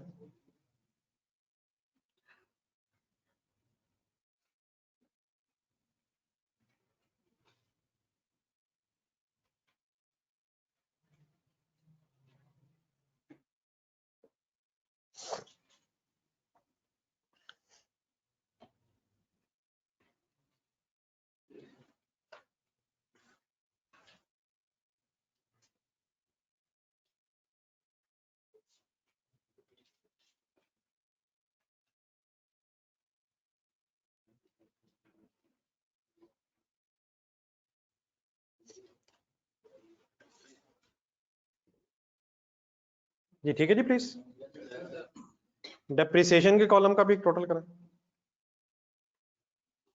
अच्छा, वो जो मैंने आपको रूल एक लिखवाया अभी eight the end of the useful life, वो सिर्फ रिड्यूसिंग बैलेंस मेथड में एप्लीकेबल नहीं है, वो हर मेथड में एप्लीकेबल है। लिखवाया मैंने वहां इसलिए कि शायद वहां जरा पिक्चर सामने सारी फिगर्स की आ गई थी, क्या यहाँ भी वैसे एप्लीकेबल है? Eight the end of the 4 years WDB कितनी है, किसके इक्वल है, और क्या किसके बराबर है? नहीं, डेप्रिसिएशन एक्यूमुलेटेड के और एक्यूमुलेटेड डेप्रिशिएबल अमाउंट, डेप्रिसिएशन का सम भी एक्यूमुलेटेड। आखिरकार डेप्रिसिएशन कितनी चार्ज हो गई है, जो होनी चाहिए थी, जो होनी चाहिए थी, एक्यूमुलेटेड उतनी ही हो गई है जितनी डेप्रिशिएबल अमाउंट एसेट की 80,000 रुपीज थी। Any confusion? समझ आ गया? तो व्हाट आर द स्टेप्स? शायद नंबर 1 अपने वर्ड्स में, let's down the number of years. Second, नहीं उनका सम करें, sum of the years. Number 3, right in the reverse order. Number 4, divide by sum of years, fraction बन जाएगी और हर साल की फ्रैक्शन डेप्रिशिएबल अमाउंट से मल्टीप्लाई कर। चले आगे, चले अल्हम्दुलिल्लाह 3 मेथड्स हो गए हैं। सेकंड पेज पे आ जाए।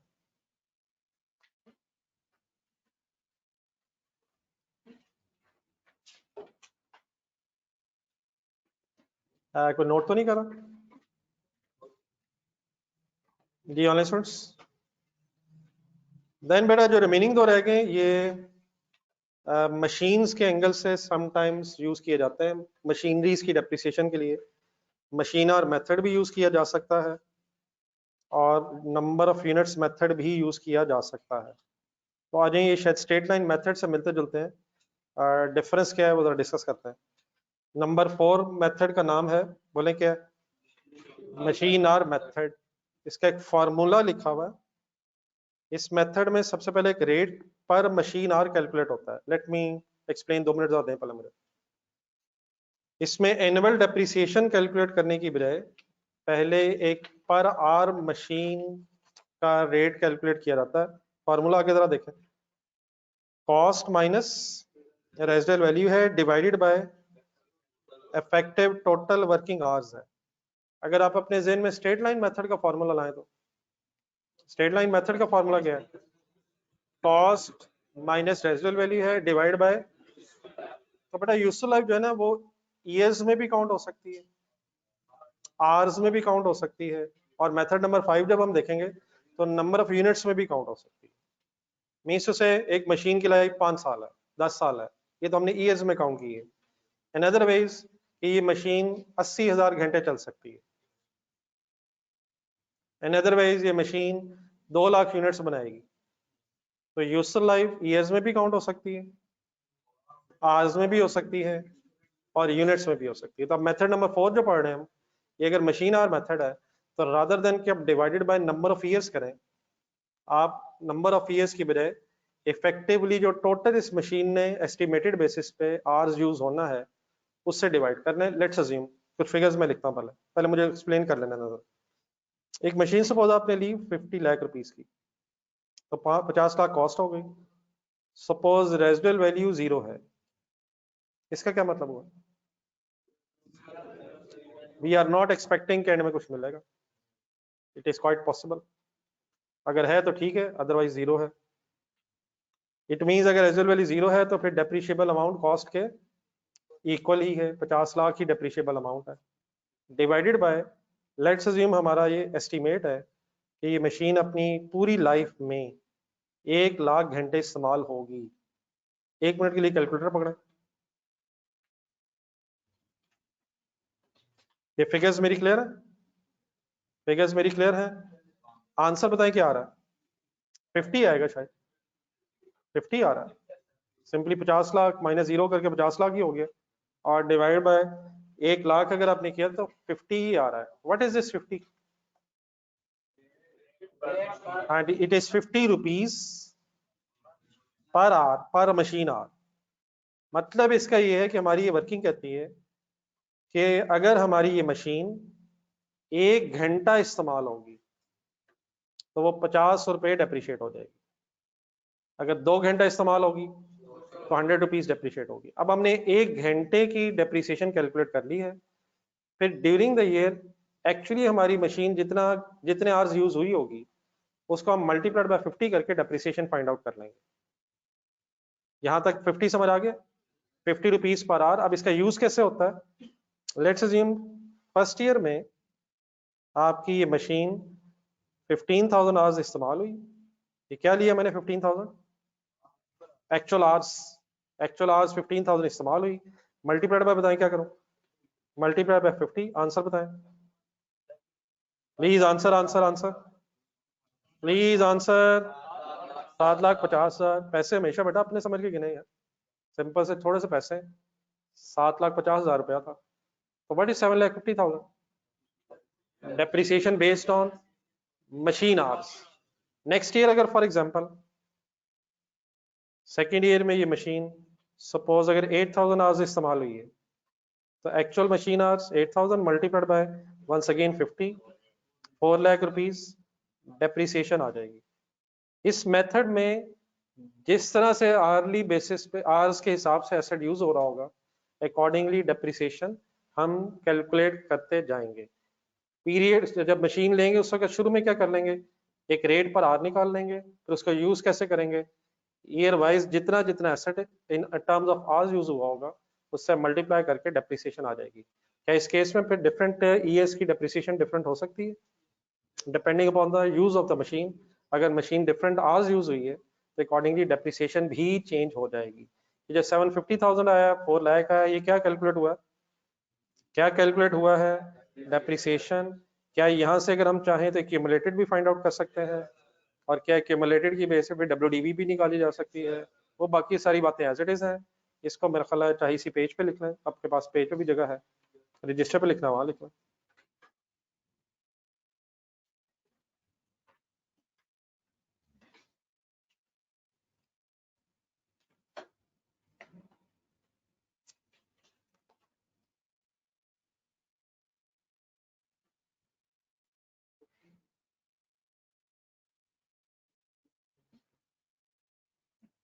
Any confusion please?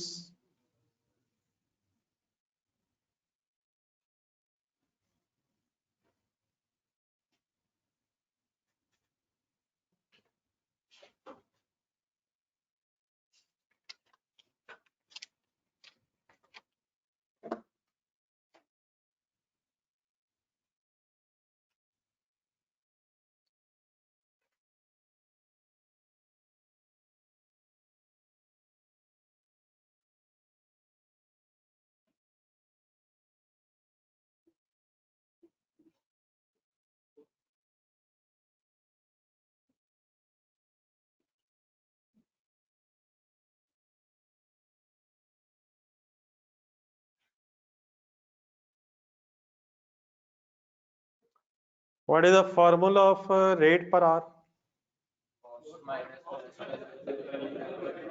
divided by total effective working hours?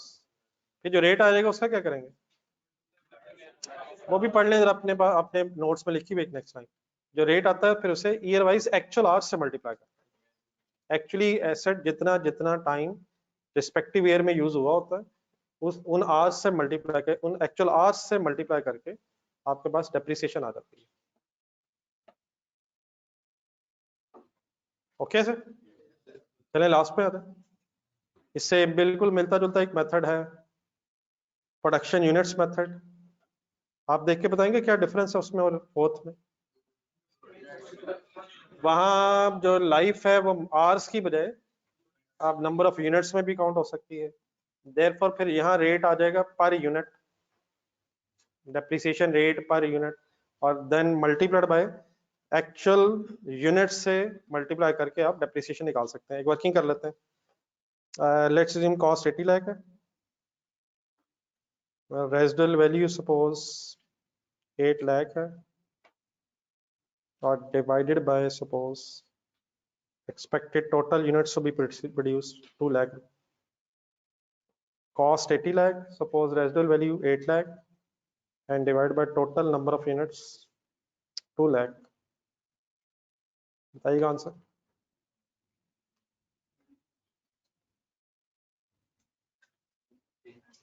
जी 36 शायद आ रहा है। क्या है 36 रुपीज पर यूनिट या per hour? Y per unit, number of unit से डिवाइड किया।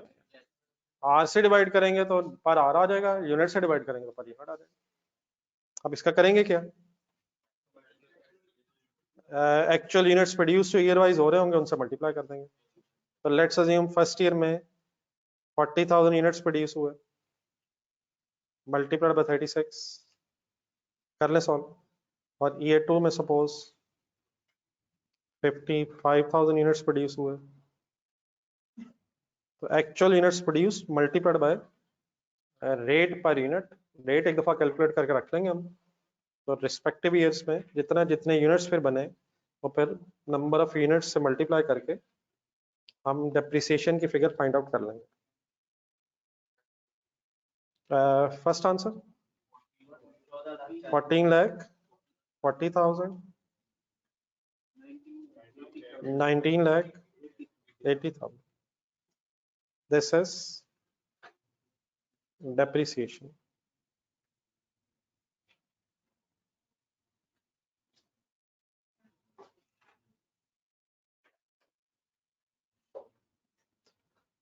नॉर्मल तो शायद स्ट्रेट लाइन या रिड्यूसिंग बैलेंस क्वेश्चंस में आता है, लेकिन बहरहाल आइडिया होना चाहिए ऑल्टरनेटिवली चीज़ें कैसे, डेप्रिसिएशन कैसे कैलकुलेट हो सकती है डिफरेंट मेथड्स में, सारे मेथड जहन में रहने चाहिए। आई होप के क्लियर हो गया, कोई इशू नहीं है।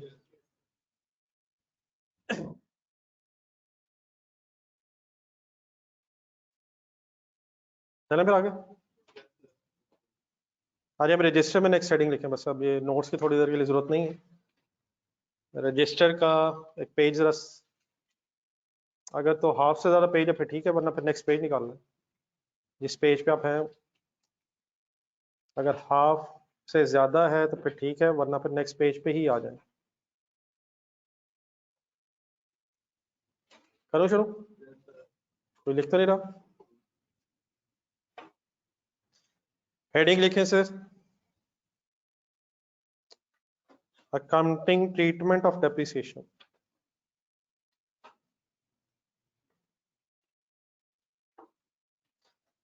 डेप्रिसिएशन होपफुली हमने डिफरेंट मेथड से कैलकुलेट करना सीख ली है। सीख ली है सर? तो नेक्स्ट स्टेप इज डेप्रिसिएशन की अगर अमाउंट आपके सामने आ गई है, फॉर एग्जांपल 1 लाख रुपया, आपको पता चल गया कि डेप्रिसिएशन 1 लाख रुपया है, तो एज एन अकाउंटेंट फिर उस 1 लाख का आप क्या करेंगे? नहीं, अब ये हम समझने लगे, चार्ज करेंगे। लेकिन हम अकाउंटेंट्स जब डेप्रिसिएशन चार्ज करेंगे तो फिर डेबिट और क्रेडिट करेंगे। तो मैं कोई नई बात नहीं करने लगा, सिंपली मेरी सेटिंग का मतलब डेप्रिसिएशन की अकाउंटिंग एंट्री क्या करेंगे, तो बताएंगे डेप्रिसिएशन की एंट्री क्या करेंगे। Depreciation debit, accumulated depreciation credit, sorry,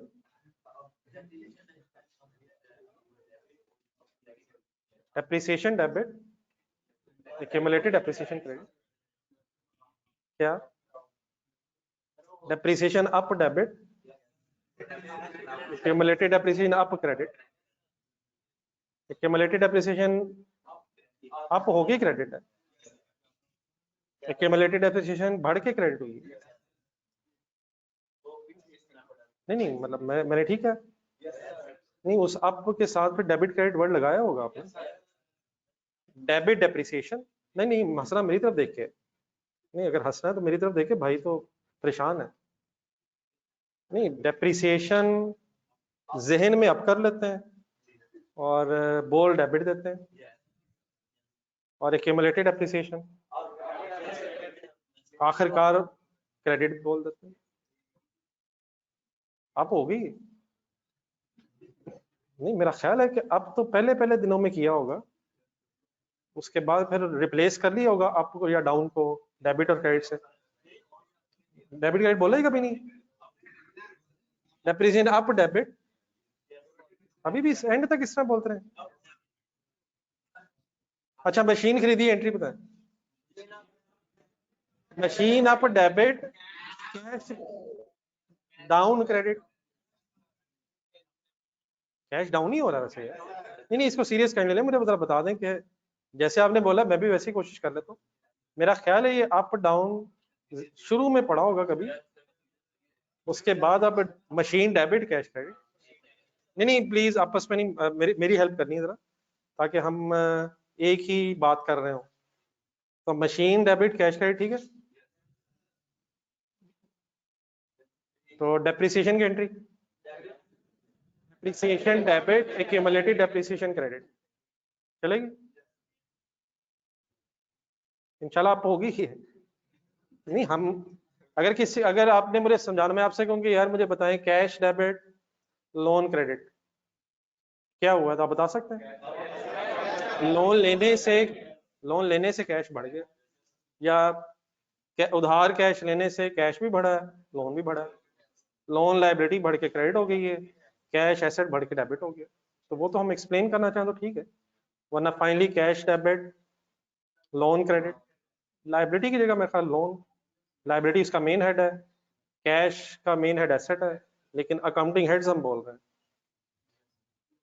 हम जरा कोशिश करते हैं कि एक जैसी बात करें ना, ये ना मैं कुछ और बोली जाऊं, आपके जहन में कुछ और आता रहे। तो मैंने आपसे पूछा what is accounting entry of depreciation, तो आई होप कि आपने मुझे कहा है कि depreciation debit and accumulated depreciation credit, यहाँ तक ओके। लेकिन मैडम ये जो आपने बोला है इसकी जगह मेरे से एक और बात सुने, वो भी आपको पता है क्या डेप्रिसिएशन बढ़ने से एसेट कम नहीं हुआ? तो हमने तो एंट्री की है, हम तो एंट्री बोल रहे हैं depreciation debit accumulated depreciation credit. तो एसेट किधर गया, एसेट किधर गया, एसेट किधर गया आपको पता है? पता है, एक्यूमुलेटेड डेप्रिसिएशन एसेट ही को रिफ्लेक्ट करती है, और एक्यूमुलेटेड डेप्रिसिएशन क्रेडिट का मतलब एक्यूमुलेटेड डेप्रिसिएशन बढ़ के एसेट ही कम हो रहा है। तो टेंशन ना लें, आपको पता है, मैं वैसे ही याद करवा रहा हूँ। ये मैंने याद इसलिए आपको करवाया कि असल में डेप्रिसिएशन की एंट्री के दो तरीके हैं, वो भी रिलैक्स रहिएगा। डेप्रिसिएशन रिकॉर्ड करने के दो वेज हैं। एक है कि आप डायरेक्टली डेप्रिसिएशन डेबिट करके एसेट क्रेडिट कर दें, ऑल्टरनेटिवली एसेट को क्रेडिट करने की बजाय एक्यूमुलेटेड डेप्रिसिएशन का लेजर अलग खोल लें। दो वेज अलाउड है, यकीनन प्रेफरेबल वही है जो आपने बोला है। प्रेफरेबल वे क्या है? Depreciation debit accumulated depreciation credit, asset का लेजर अलग बनाया जाए, और डेप्रिसिएशन जो एसेट से रिलेटेड है वो एसेट अकाउंट में चार्ज करने की बजाय एक्यूमुलेटेड डेप्रिसिएशन का लेजर अलग बनाया जाए। ये मेरे वर्ड्स किसी को समझ आ रहे हैं? फॉर एग्जाम्पल अगर मैं आपसे कहूँ कंसंट्रेट करना है, अपने कुछ एंट्रीज जरा पुरानी मैंने आपके जहन से निकलवानी है ताकि मुझे आइडिया हो कि हम कहाँ खड़े हैं। परचेज की अकाउंटिंग एंट्री बताएं, क्रेडिट परचेज की। Purchases debit, creditor, accounts payable, trade payables, जो पड़ा हुआ है जरा बता दें। क्रेडिटर या trade payable, liability credit, purchases debit. नहीं लाइबिलिटी बेटा मेरा ख्याल नहीं पड़ा होगा, लाइबिलिटी ही है, लेकिन मेरा ख्याल लाइबिलिटी का नाम पड़ा होगा आपने। क्रेडिटर्स हो सकता पड़ा हो, या ट्रेड पेबल्स पड़ा हो, अकाउंट्स पेबल पड़ा हो, आप जो पड़ा हुआ है वो बता दें। पेबल या क्रेडिटर्स वगैरह क्रेडिट, चलो मैं स्लैश करके बोल देता हूँ। Purchases debit, creditor slash trade payable slash payable credit, ठीक है।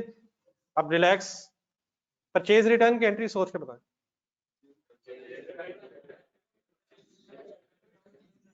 ये रिटर्न्स की जो भी एंट्रीज होती हैं उसका तरीका ये होता है कि ओरिजिनल एंट्री जेन में लाएं, जो भी आपने बोली उसको रिवर्स करें और परचेज के साथ रिटर्न लगा दें। रिवर्स हो जाएगा ना, अगर परचेज रिटर्न हुई है तो एंट्री रिवर्स हो जाएगी। रिवर्स हो गया, creditor debit purchases return credit, purchase के साथ रिटर्न लगाते हैं, ये क्लियर है? अब परचेज के साथ रिटर्न लगाने का मतलब क्या, कंसंट्रेट फुल, उतनी कंसंट्रेशन नहीं है जो रिक्वायर्ड है। परचेज रिटर्न क्रेडिट का मतलब पता है, मतलब वही जो आप कह रहे थे अप डाउन। परचेज रिटर्न बढ़ रही है, परचेजेस कम हो जाएंगे। लेकिन हम अकाउंटेंट्स की ये ख्वाहिश होती है कि परचेजेस का लेजर अलहदा रहे, लेजर भाईजान, लेजर टी लेजर, परचेजेस का अलहदा रहे और परचेज रिटर्न्स का लेजर अलहदा रहे, ताकि पता चलता रहे कि टोटल परचेज क्या थी। फॉर एग्जांपल 1 लाख, रिटर्न्स कितनी थी, फॉर एग्जांपल 10,000, और नेट तो हम लेस करके कैलकुलेट कर ही लेंगे, purchases less purchase returns less कर लेंगे, लेकिन लेजर्स में अलग अलग फिगर्स नजर आए, इसलिए हम रिटर्न्स के केस में परचेजेस क्रेडिट नहीं करते, परचेजेस के साथ क्या लगाते हैं, रिटर्न्स वर्ड जस्ट इसलिए लगाते हैं। लेट्स अज्यूम फॉर एग्जांपल, एक सेकंड बोर्ड पर देखें, फॉर एग्जांपल अगर परचेज की एंट्री करें तो परचेज की एंट्री बताएं, क्रेडिटर लिख दो, नहीं लेट्स अज्यूम क्रेडिट परचेज, बाकी डेफिनेटली कैश भी हो सकती है। अब सपोज 1 लाख फिगर है, क्या लिखा है मैंने, नहीं मैं वो तो लिखा मैंने, अकाउंटिंग एंट्री लिखी है, नहीं मैं नहीं अकाउंटिंग एंट्री लिखी है मैंने, कहा ये कंफर्म कर लूं कि ये भी अकाउंटिंग एंट्री लिख ली है डेबिट क्रेडिट करके, लाइनें मैंने नहीं लगाई, वो शायद किसी जमाने में लाइनें लगाते होंगे जर्नल में, मैंने एक एंट्री लिखी है। इस एंट्री को देख के, नहीं मैं जरा जरा ज्यादा जान के कॉन्शियस हो गया हूँ, जरा मुझे क्लियर हो जाए कि हम, मेरी अकाउंटिंग आपसे को मैच करती है या मेरी डिफरेंट है, तो इसलिए मैं जरा कॉन्शियसली पूछ रहा हूँ, इससे मजाक में ना कर लीजिएगा। इस एंट्री को देख के बताएं कोई लेजर खोलेंगे, किस किस का, हर नए अकाउंटिंग हेड का एक लेजर होता है, तो एक परचेजेस का लेजर बनेगा, एक क्रेडिटर का बनेगा।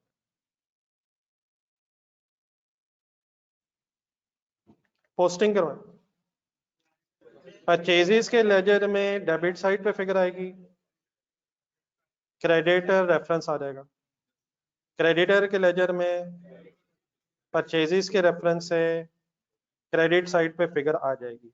Any confusion? परचेज रिटर्न की एंट्री बताएं,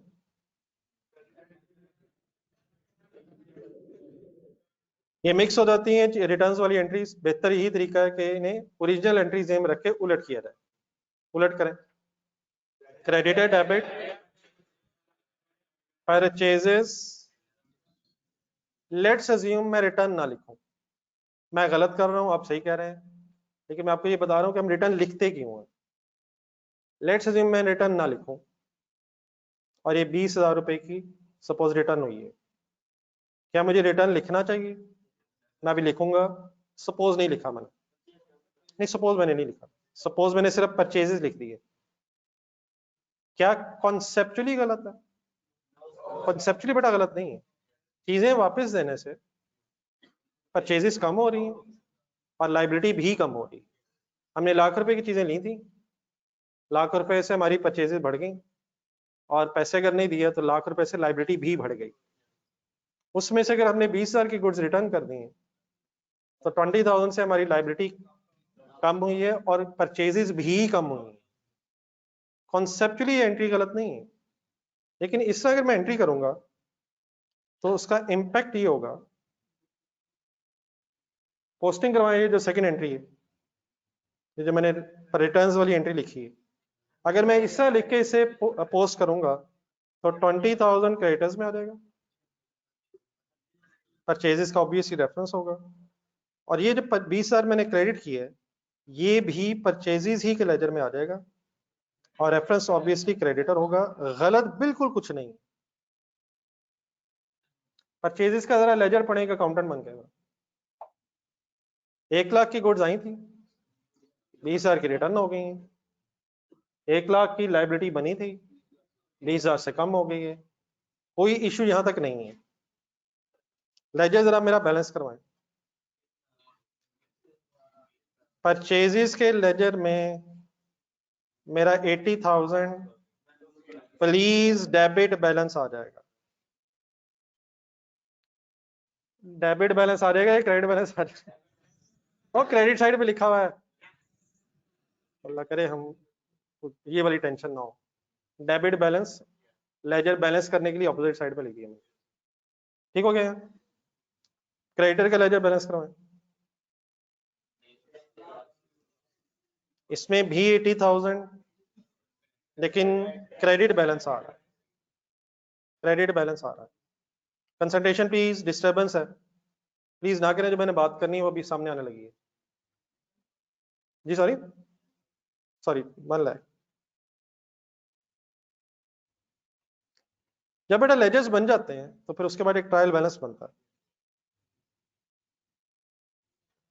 ओके प्लीज। ट्रायल बैलेंस में debit column, credit column, ledgers के सीडी बैलेंसेस ट्रांसफर होते हैं, ट्रांसफर करवाएंगे जरा। परचेजेस के सामने किस कॉलम में कितना?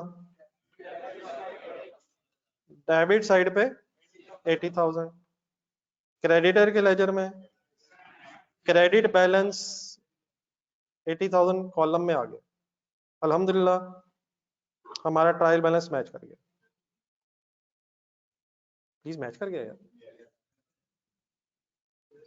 तो कोई कंसेप्चुअल गलती नहीं हुई है, सिर्फ क्या हुआ है, अब जरा बोर्ड पे देखें। इस बोर्ड पे अगर आप देखेंगे तो आपको परचेजेस 80,000 नजर आ रही है। क्या परचेज 80,000 आ रही है? हाँ जी 80,000 आ रही, नेट 80,000 आ रही, गलत नहीं है। लेकिन अगर आप ये देखना चाहें टोटल परचेज क्या थी, नहीं अब वो तो हमें याद है ना, मेरा ख्याल है 1.5 लाख थी और 70,000 रिटर्न हुई है, हो सकता है। अब कहाँ जाना पड़ेगा? लेजर में जाके ढूंढना पड़ेगा कि टोटल परचेज क्या थी और रिटर्न कितनी हुई है। नेट तो बिल्कुल ठीक है, हो सकता है 1,10,000 परचेज हो और 30,000 रिटर्न हुई हो सकता है 85,000 परचेज हुई हो। कहाँ जाना पड़ना है? ट्रायल बैलेंस से पता नहीं चलेगा। क्यों नहीं पता चलेगा? क्योंकि हमने परचेज रिटर्न्स का लेजर अलहदा नहीं बनाया। तो सिर्फ अलहदा बनाने का मकसद ये होता है कि सारी इंफॉर्मेशन ट्रायल बैलेंस से मैक्सिमम पता चल जाए। लाइबिलिटी 80 आ रही है, देना 80 है, क्रेडिटर कह रहा हूं, लेकिन चीजें 80,000 नेट रह गई हैं। आई कितनी थी, रिटर्न कितनी हुई है, वो इंफॉर्मेशन भी लेजर से मिल जाएगी जाके। लेकिन ट्रांजेक्शन्स क्योंकि ज्यादा हो जाती हैं, मैंने तो एक छोटी सी ट्रांजेक्शन के साथ ये सारी बहस कंप्लीट की है, इसलिए हम एज एन अकाउंटेंट परचेजेस का रिकॉर्ड अलग रख लेते हैं और परचेजेस के लेजर में रिटर्न्स लिखने की बजाय परचेज रिटर्न्स का लेजर अलहदा बना लेते हैं ताकि इंफॉर्मेशन पूरी मिल जाए। कैसे? अब वो जरा दोबारा देखें। यहां तक क्लियर है मेरी बात? अब सिर्फ अगर मैं क्रेडिटर्स डेबिट और जहां मैंने परचेजेस क्रेडिट किए इसके साथ एक रिटर्न वर्ड लगा दूं, तब क्रेडिटर में के लेजर में तो 20,000 आ जाएगा अगर पोस्टिंग करूंगा। लेकिन अब रेफरेंस ऑब्वियसली परचेज रिटर्न लगेगा और अब ये 20,000 जो परचेज रिटर्न के सामने है वो परचेजेस के लेजर में नहीं जाएगा। अब किस नाम से एक अलग लेजर खुलेगा? अब परचेज रिटर्न्स का लेजर अलग खुल जाएगा। किस साइड पे फिगर जाएगी? प्लीज किस साइड पे फिगर जाएगी? साथ रेफरेंस क्या आ जाएगा? क्रेडिटर। मेरी बात क्लियर है यहां तक? अब बेटा इस सिचुएशन में अगर मैं लेजर बैलेंस करूं तो आप अपना एक्सट्रीम लेफ्ट देखें जरा, परचेजेस का लेजर, क्या उसमें बैलेंस 1 लाख ही होगा? क्या परचेजेस 1 लाख की ही थी? क्रेडिटर का लेजर एज इट इज रहेगा, रिटर्न्स के लेजर में है जरा, रिटर्न्स का लेजर अब अगर आप बैलेंस करेंगे, प्लीज बैलेंस करेंगे तो इसमें 20,000 का है डेबिट बैलेंस या क्रेडिट बैलेंस बोल दें, एक credit balance CD balance appear हो जाएगा। अब इन लेजर्स से अगर ट्रायल बन रहा हो लास्ट स्टेप, तो परचेजेस के सामने क्या नजर आएगा? 1 लाख, क्रेडिटर्स के सामने 80,000 ही होगा, लेकिन एक और हेड कौन सा नजर आ रहा होगा? और परचेज रिटर्न्स के सामने 20,000 किस कॉलम में होगा? क्रेडिट कॉलम में होगा। अल्हम्दुलिल्लाह ट्रायल बैलेंस हमारा फिर भी मैच हो जाएगा। रिटर्न लगाने से क्या फायदा हुआ? परचेज 1 लाख थी, रिटर्न 20,000 है। ऑब्वियसली अगर हमने प्रॉफिट एंड लॉस स्टेटमेंट ज़हन में लाया था, उसमें परचेजेस लिखते हैं कॉस्ट ऑफ सेल में। सर किसके बाद? Opening stock plus purchases. तो कैसे लिखेंगे ये परचेजेस? ब्रैकेट खोलेंगे, 1 लाख उठाएंगे, प्लीज आगे क्या करेंगे? माइनस रिटर्न्स करेंगे। तो होना तो इसने माइनस ही है। नेट परचेज 80,000 ही है, लेकिन हमें पूरी पिक्चर नजर आ रही है कि 1 लाख की टोटल परचेजेस हुई थी, उसमें से 20,000 रिटर्न हुई। तो what is the only purpose of this purchase के साथ रिटर्न लगाना? कि परचेज का लेजर अलहदा बने और रिटर्न्स का लेजर अलहदा बने, इंफॉर्मेशन पूरी हो जाए। इसी से बात थोड़ी सी और आगे बढ़ाएं जरा। क्लियर है यहाँ तक? सेल के साथ रिटर्न्स क्यों लगाते हैं जब चीजें वापस हो? ताकि सेल अलहदा पता चले, सेल रिटर्न अलहदा पता चले। क्या होना उसने माइनस ही है? किसने किससे? सेल रिटर्न ने सेल से माइनस ही होना है, लेकिन जब रिटर्न होती है तो साथ रिटर्न वर्ड लगाते हैं ताकि अलहदा इंफॉर्मेशन लेजर से मिल जाए। सिमिलरली 2-3 और एग्जांपल्स पहले पुरानी, फिर मैं वापस आता हूँ डेप्रिसिएशन की तरफ। क्या क्या अगर ड्राइंग्स हुई हैं, सर ड्राइंग्स की एंट्री बना सकते हैं मुझे? क्या ड्राइंग्स डेबिट का मतलब ड्राइंग्स का बढ़ना है? ड्राइंग्स बढ़ रही है। क्या ड्राइंग्स के बढ़ने से कैपिटल कम होता है? लेकिन कैपिटल का लेजर अलहदा होता है, ड्राइंग्स का अलहदा होता है, ताकि अलहदा पता चले ओनर ने इन्वेस्ट कितना किया था और उसने ड्रॉ कितना किया है। बाकी स्टेटमेंट ऑफ फाइनेंशियल पोजीशन ज़हन में लाएं, कैपिटल में प्रॉफिट ऐड होना है, ड्राइंग्स ने लेस ही होना है, लेकिन इंफॉर्मेशन अलहदा होनी चाहिए। देयरफॉर आप ड्राइंग्स का लेजर कैपिटल से अलहदा बनाते हैं। कुछ बात समझ आ रही है? अब आए द मोस्ट इंपॉर्टेंट थिंग, या अल्लाह बचाएंगे वाला। कभी अलाउंस वर्ड सुना आपने? सर टाइम बहुत ज्यादा, यकीन माने मैं घड़ी मैंने सामने लगाई हुई, पूरे उतने ही है जितने आपने देखे। अब इंशाल्लाह उतने खत्म होंगे तो मैंने अल्लाह हाफिज कहना। तो ये टेंशन मेरी है। आपने कभी अलाउंस का वर्ड सुना? 35 मिनट्स रहते हैं, अलाउंस का वर्ड सुना है? Allowance for bad debts word सुना है कभी सर? इसका ताल्लुक किससे होता है? इसका ताल्लुक किससे होता है? डेटर्स से। बैड डेट्स अगर वर्ड बोलूं, ना करें यार प्लीज, बैड डेट्स वर्ड बोलूं तो आपके जहन में क्या आना चाहिए? Let me explain my question. Profit and loss जहन में आना चाहिए, statement of financial position. Bad debts क्या है? एक्सपेंस है। अलाउंस फॉर बैड डेट्स क्या चीज है? प्रॉफिट एंड लॉस में नहीं जाता ये स्टेटमेंट ऑफ फाइनेंशियल पोजीशन में डेटर्स में से माइनस होता है। Please, bad debts debit, allowance for bad debts credit. Bad debts debit होके कहां जाएंगे? प्रॉफिट एंड लॉस की आइटम है। और अलाउंस फॉर बैड डेट्स कहां से माइनस होते हैं? कभी सुना है please allowance for bad debts? Allowance for bad debts के बढ़ने से क्या कम होगा? डेटर्स कम होंगे, लेकिन अलहदा लेजर होता है। डेटर्स का अलहदा लेजर होता है और less allowance for bad debts अलहदा लेजर। पता चले total for example 5 lakh receivable था और अलहदा पता चले फॉर एग्जांपल 50,000 डाउटफुल रिसीवेबल हो गया है। क्या आइडिया है कुछ कि नहीं? तो डाउटफुल रिसीवेबल अलहदा और डेफिनेटली 450 नेट रिसीवेबल रह गया। तो why the ledger is separate? पता चले ग्रॉस रिसीवेबल क्या था टोटल और कितना डाउटफुल हो गया, वो अलहदा प्रेजेंट होता है। सिमिलरली कंसंट्रेट प्लीज, अब वापस डेप्रिसिएशन की तरफ आ रहा हूँ।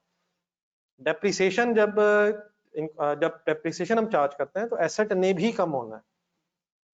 वन वेज कि सीधा एसेट को क्रेडिट कर दें, अनदर वेज कि एसेट को क्रेडिट करने की बजाय एक्यूमुलेटेड डेप्रिसिएशन के नाम से एक अलहदा लेजर खोल लें और जितना एक्यूमुलेटेड डेप्रिसिएशन का बैलेंस होता जाएगा उतना ही एसेट कम होता जाएगा। आप जरा दोबारा डेप्रिसिएशन की मुझे एंट्री सुनाए जो मतलब बता रहे थे। डेप्रिसिएशन डेबिट ने कहां जाना? फाइनेंशियल स्टेटमेंट्स में, प्रॉफिट लॉस में जाना। डेप्रिसिएशन एक एक्सपेंस का नाम है। एक्यूमुलेटेड डेप्रिसिएशन क्रेडिट जब हम बोल रहे हैं तो इसका क्या मीनिंग है? इसने एसेट की कॉस्ट में से लेस होना है। लेकिन डेप्रिसिएशन की एंट्री करने के दो तरीके हैं। नंबर एक, depreciation debit directly asset credit कर लें, alternatively depreciation debit accumulated depreciation credit करने का सिर्फ मकसद क्या है? एसेट की कॉस्ट अलग पता चले और उसकी एक्यूमुलेटेड डेप्रिसिएशन अलग पता चले। आए जो मैंने आपके सामने बहुत कुछ बोला है उसको थोड़ा सा कुछ लिख के भी करते हैं। आपने हेडिंग लिखी हुई है? यकीनन प्रेफरेबल एंट्री वही है जो आपने मुझे बताई थी, लेकिन एक ऑल्टरनेट वे भी है एंट्री करने का, वो जो मैं अभी बोल रहा हूँ बार बार। आए थोड़ा सा मैं उसको लिख के भी फर्दर आपके सामने एक्सप्लेन करता हूँ, जरा विद फिगर्स बात करते हैं। आपने हेडिंग लिखी हुई है? पहले तो एक काम करें, जरा इस हेडिंग के नीचे पेज के सेंटर में एक लाइन लगा लें। अच्छा, ये मैंने कोई लेजर नहीं बनाया, इसलिए मैंने जानबूझ के थोड़ी सी ऊपर जगह रखी है। ये एक हेडिंग है मेरी, और उसके बाद पेज के सेंटर में एक लाइन लगा के, एक पेज की लेफ्ट साइड होगी ये और एक पेज की राइट साइड होगी। ये कोई डेबिट और क्रेडिट साइड नहीं बना ली हमने। सब यहाँ तक आ गए? अब मेरा ख्याल है रुक जाए जरा, पहले जो मैंने बात करी वो मैं लिखता हूँ जरा। If there is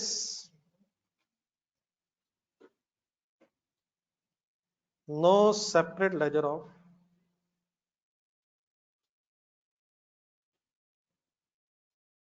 accumulated depreciation, मुझे जरा प्लीज थोड़ा सा टाइम और दें। मैं विद फिगर्स पहले बात कंप्लीट कर लूं। अगर आपके जहन में फिर भी कोई क्वेश्चन रह गया तो इंशाल्लाह फिर उसका एड्रेस करते हैं। क्या लिखा मैंने लेफ्ट साइड पे? डेफिनेटली मेरी इस बात का ये मतलब हुआ कि जब हम क्वेश्चंस करेंगे तो हम क्वेश्चन में से ढूंढा करेंगे कि क्या एक्यूमुलेटेड डेप्रिसिएशन का लेजर अलहदा है या नहीं, और अगर नहीं पता चलेगा कि अलहदा है या नहीं तो हम ये अज्यूम करेंगे कि अलहदा है जो आपने मुझे बताया है। लेकिन sometimes examiner says cassette account को WDV पे रखें, तो फिर एग्जाम सिनेरियो के एंगल से मैं ये बातें पूरी कर रहा हूँ। तो फिलहाल लेफ्ट साइड में मैंने क्या लिखा कि सपोज क्वेश्चन पढ़ के मैं पता चला कि एक्यूमुलेटेड डेप्रिसिएशन का लेजर सेपरेट नहीं होना चाहिए। बताएंगे डेप्रिसिएशन की क्या एंट्री लिखूं? Depreciation debit, depreciation debit, asset credit.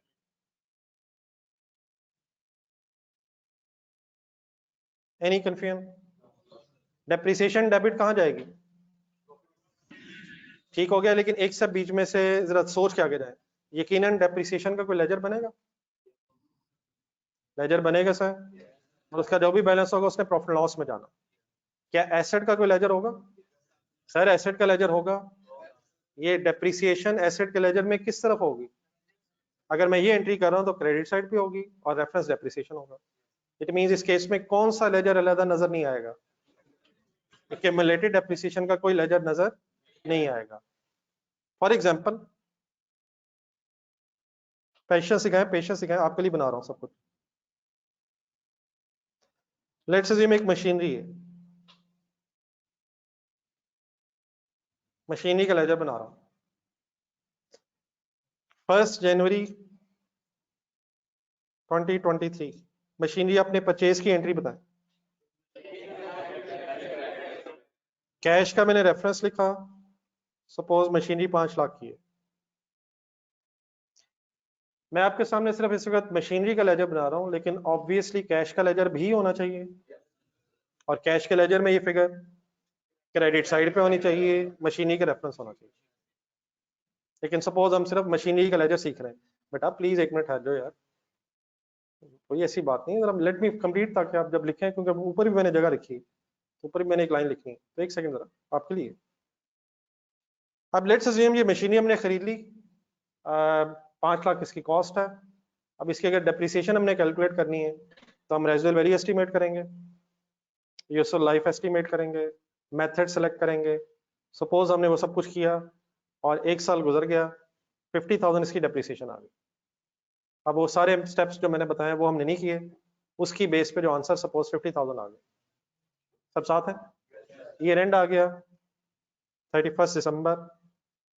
Suppose हमसे ये रिक्वायर्ड था कि मशीनरी का साथ अपने एक्यूमुलेटेड डेप्रिसिएशन का लेजर नहीं बनाना। बताएं मैंने डेप्रिसिएशन की क्या एंट्री की? Depreciation debit, machinery credit. यकीनन डेप्रिसिएशन का लेजर भी होना चाहिए, लेकिन हम जरा मशीनरी का लेजर फोकस करना चाह रहे हैं। रेफरेंस आया क्रेडिट साइड पे डेप्रिसिएशन का, और 50,000 अमाउंट आ गई। ओके है सर? आफ्टर 1 ईयर लेजर फिर क्लोज होता है, 5 लाख इसका टोटल था डेबिट साइड का, ऑपोजिट साइड पे भी 5 लाख होना चाहिए, लेकिन है 50,000। यकीनन कितना बैलेंस आ गया? 4,50,000 इस मशीनरी का क्लोजिंग डेबिट बैलेंस आ गया। Any confusion? What was the cost of this machinery? 5 lakh. What is the accumulated depreciation after first year? वही 50,000 एक्यूमुलेटेड भी है। तो क्या इस केस में ये जो 50,000 आपको बैलेंस नजर, सॉरी 4,50,000 बैलेंस नजर आ रहा है, क्या ये बैलेंस इस मशीनरी की WDB को रिफ्लेक्ट कर रहा है? ये बैलेंस WDB क्यों बन गया?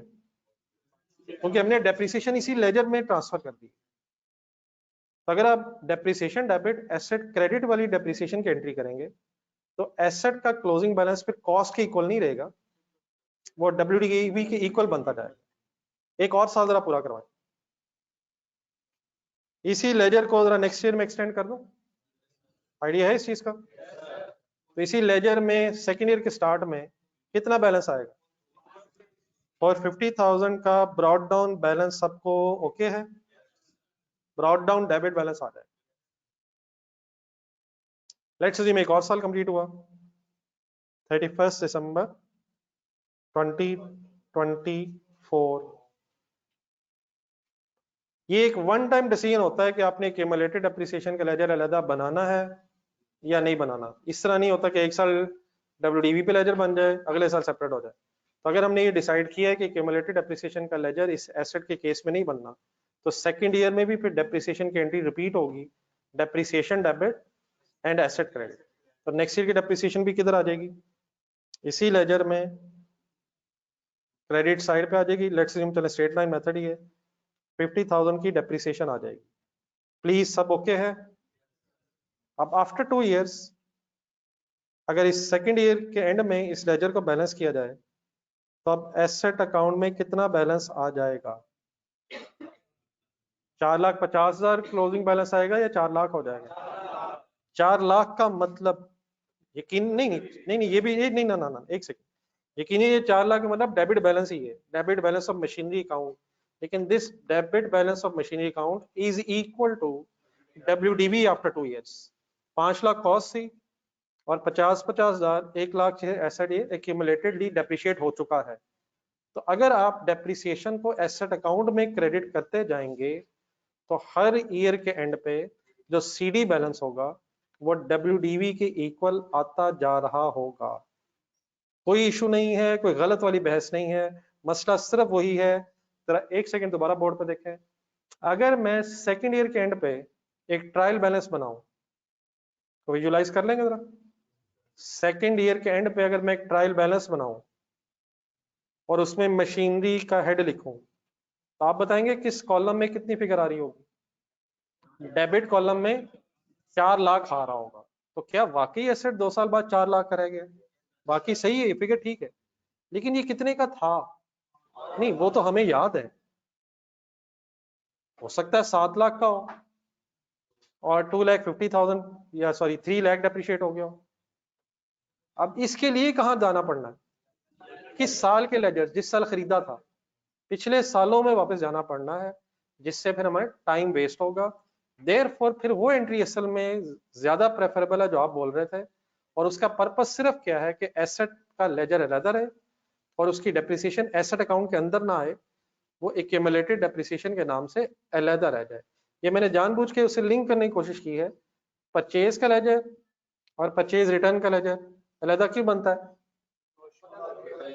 अलग इंफॉर्मेशन के लिए, सेल का और सेल रिटर्न्स का, कैपिटल का और ड्राइंग्स का, डेटर्स का और अलाउंस का, और आखिर में एसेट का। और एक डेप्रिसिएशन वर्ड मैंने पता था आपने बोलना है, डेप्रिसिएशन नहीं बहस हो रही, डेप्रिसिएशन तो एक्सपेंस रिकॉर्ड होना ही होना है। दोबारा परचेज का और सेल्स का मिक्स करके करते हैं, डेटर्स और अलाउंस, तो वो तरतीब बन गई। कैपिटल और asset and accumulated depreciation. Accumulated depreciation के बढ़ने का मतलब ये है, क्या है एसेट कम हो रहा है, लेकिन एसेट के लेजर में कम नहीं कर रहे हम, अलग लेजर इसलिए बना रहे हैं ताकि कॉस्ट भी पता चले और एक्यूमुलेटेड डेप्रिसिएशन भी पता चले, अगर हमें कॉस्ट और एक्यूमुलेटेड डेप्रिसिएशन पता चल जाए तो क्या WDV आपका कैलकुलेटर बता देगा सर? लेकिन अगर डेप्रिसिएशन को एसेट अकाउंट में चार्ज कर देंगे तो फिर एसेट अकाउंट का ही क्लोजिंग बैलेंस WDV के बराबर आ जाएगा। वो गलत नहीं है, ये किया जा सकता है, लेकिन प्रेफरेबल नहीं है, क्योंकि इस केस में फिर सारी इंफॉर्मेशन ट्रायल बैलेंस से रेडिली अवेलेबल नहीं रहती है। कुछ बात क्लियर होगी है सर? जब मैं एक सेंटेंस जरा पूरा कर दूं, अगर ये एंट्री करेंगे जो depreciation debit accumulated sorry asset credit है, तो इस केस में क्या होगा? Closing balance of asset account, sentence पूरा करवाएंगे जरा मेरा। Closing balance of asset account will be equal to WDV।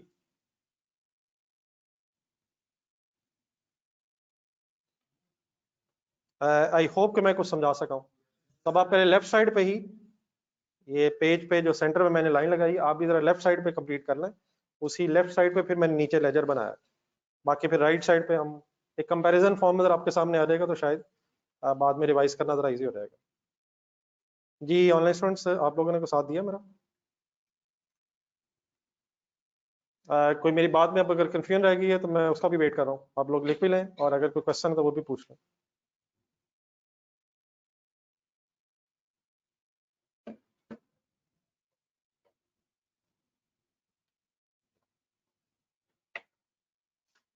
जी बेटा ऑनलाइन स्टूडेंट्स, आपका तो नहीं कोई इशू रह गया? जो मेरा जरा थोड़ा सा साइज का फॉन्ट कम किए, जो लास्ट लाइन में सही नजर आ रहा है।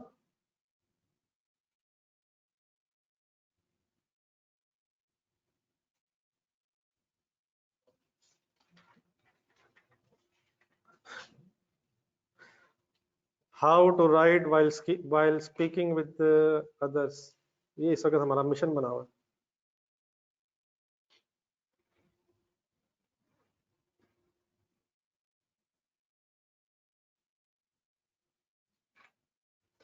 अल्लाह ताला आपकी ये सारी दोस्तियां यारियां कायम रखे, लेकिन जो सीए है ये दोस्तियों में भी दरारें डाल देता है।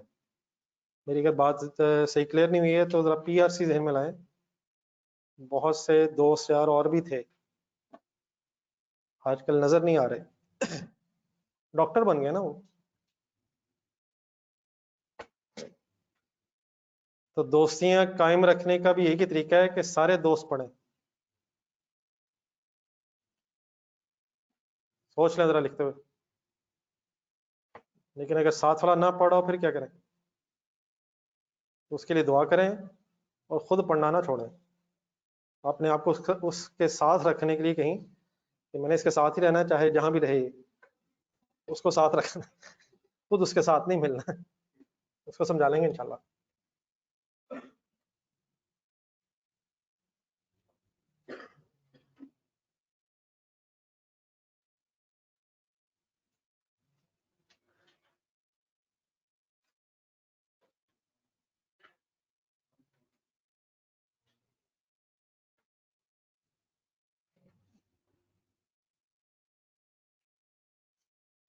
जी वेटिंग फ्रॉम योर साइड जी, एनी कंफ्यूजन?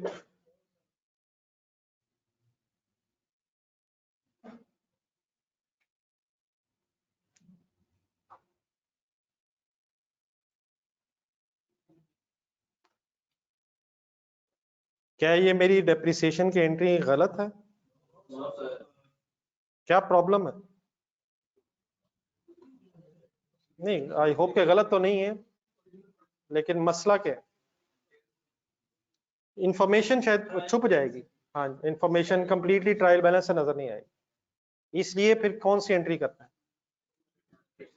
डेप्रिसिएशन ने तो डेबिट रहना ही रहना है। डेप्रिसिएशन अगर वर्ड बोला जाए आपके सामने तो प्रॉफिट एंड लॉस जहन में आना चाहिए। Depreciation is nothing to do with asset, depreciation as an expense debit. हाँ, एसेट के अंदर क्रेडिट करना है, एसेट के लेजर के अंदर क्रेडिट करना जाके, या अलहदा लेजर बनाना है, वो फिर एक अलहदा बहस है। जी वेटिंग फ्रॉम योर साइड, अगर आपने कंप्लीट कर लिया तो बताना आप। जी ऑनलाइन स्टूडेंट्स आप भी।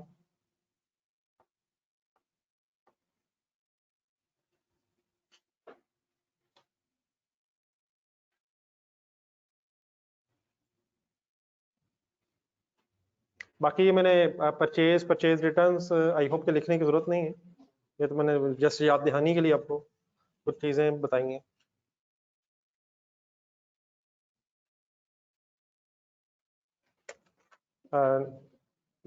एक एंट्री और जरा कर लें, नोट कर लिया आप? शुरू करूं फिर आगे? Anybody writing? चले राइट साइड पे हेडिंग आप लिखवाएं। आप क्या लिखो हेडिंग? चले लिखें जी, if there is separate ledger of accumulated depreciation।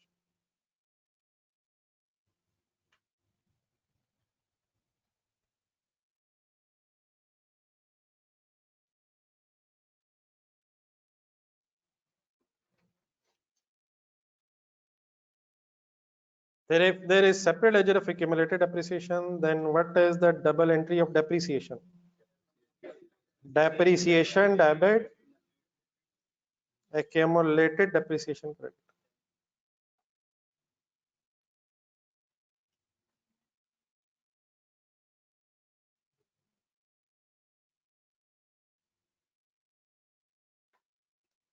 अगर ये एंट्री की जाए तो लेफ्ट साइड पे जो एंट्री थी उसके नीचे एक ब्रैकेट थी, क्या यहां भी वही ब्रैकेट होगी? यहां क्या होगा? Closing balance of asset account, WDV reflect कर रहा होगा या कॉस्ट ही रिफ्लेक्ट कर रहा होगा? विजुलाइज कर लेंगे या लेजर बना लें? जरा जहन में एक लेजर बनाए, चलो देखते हैं, हमारे जहन में लेजर बनता ही नहीं। जहन में लेजर बनाए, कोई टी बनी है? सर तो कोशिश करेंगे तो बनेगी ना यार। उसके ऊपर मशीनरी लिखा नजर आ रहा है? लिख लें, अब नजर आ रहा है मशीनरी की एंट्री, बोले खरीदी है हमने, machinery debit cash credit, machinery का ledger, machinery debit cash credit. Suppose depreciation, अब हम एक्यूमुलेटेड डेप्रिसिएशन के लेजर में चार्ज करना चाह रहे हैं। एक लेजर मशीनरी का होगा, एक्यूमुलेटेड डेप्रिसिएशन का लेजर अब अलहदा होगा। मेरा ख्याल बना ही लेते हैं यार, हवा में नहीं बन रहा। बना ले टाइम है। लेकिन ये नीचे अभी ये ब्रैकेट के लिए जगह छोड़ दें आप, अगर नहीं लिखे आपने, पहले हम लेजर बना लेते हैं। अच्छा, ये अब राइट साइड पे शायद लिखना सही नहीं रहेगा क्योंकि दो लेजर बनना है। थोड़ा सा नीचे आ जाए जरा, जहाँ ये लेजर कंप्लीट हुआ था उसके नीचे लाइन लगा दें।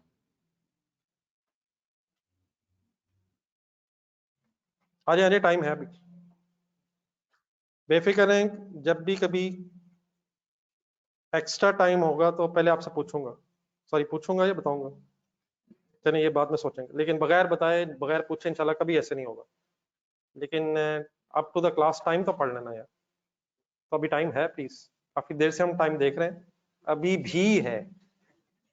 तो आए लेजर खोलते हैं। पहले हम अपने मोबाइल पे या घड़ी पे देखते हैं, फिर साथ वाले से कंफर्म करते हैं, मजा नहीं आता, फिर ढूंढते हैं शायद सामने भी है, लेकिन फिर क्लास में अगर मुड़ के देखा जाए मजा फिर आता है। फिर भी है मशीनरी की वजह से। मशीनरी के परचेज की एंट्री बताएं। फिगर बदल लेते हैं जरा, लेट्स अज्यूम 80 लाख।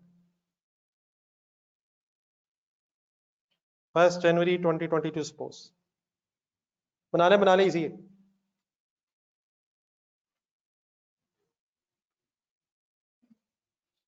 एक साल गुजर गया, separate ledger of accumulated appreciation suppose बनाना है।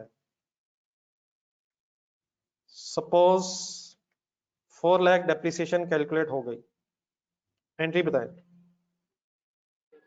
बोले बोले बोली जाए। Depreciation debit, accumulated depreciation credit. यकीनन डेप्रिसिएशन का लेजर होना चाहिए, कैश का भी होना चाहिए, लेकिन हमारा इस वक्त मेन फोकस रहा एसेट को समझना है। Any confusion? फिगर्स अज्यूम कर रहा हूं मैं, लेजर्स को बैलेंस करें।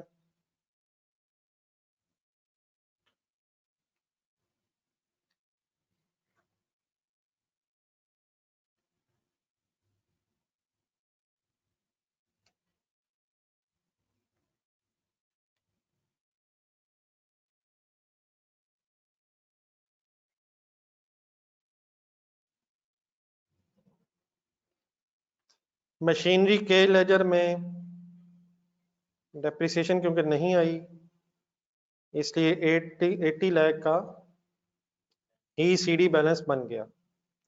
एक्यूमुलेटेड डेप्रिसिएशन के लेजर में 4 लाख का एक क्रेडिट बैलेंस बन गया। ओके है सर?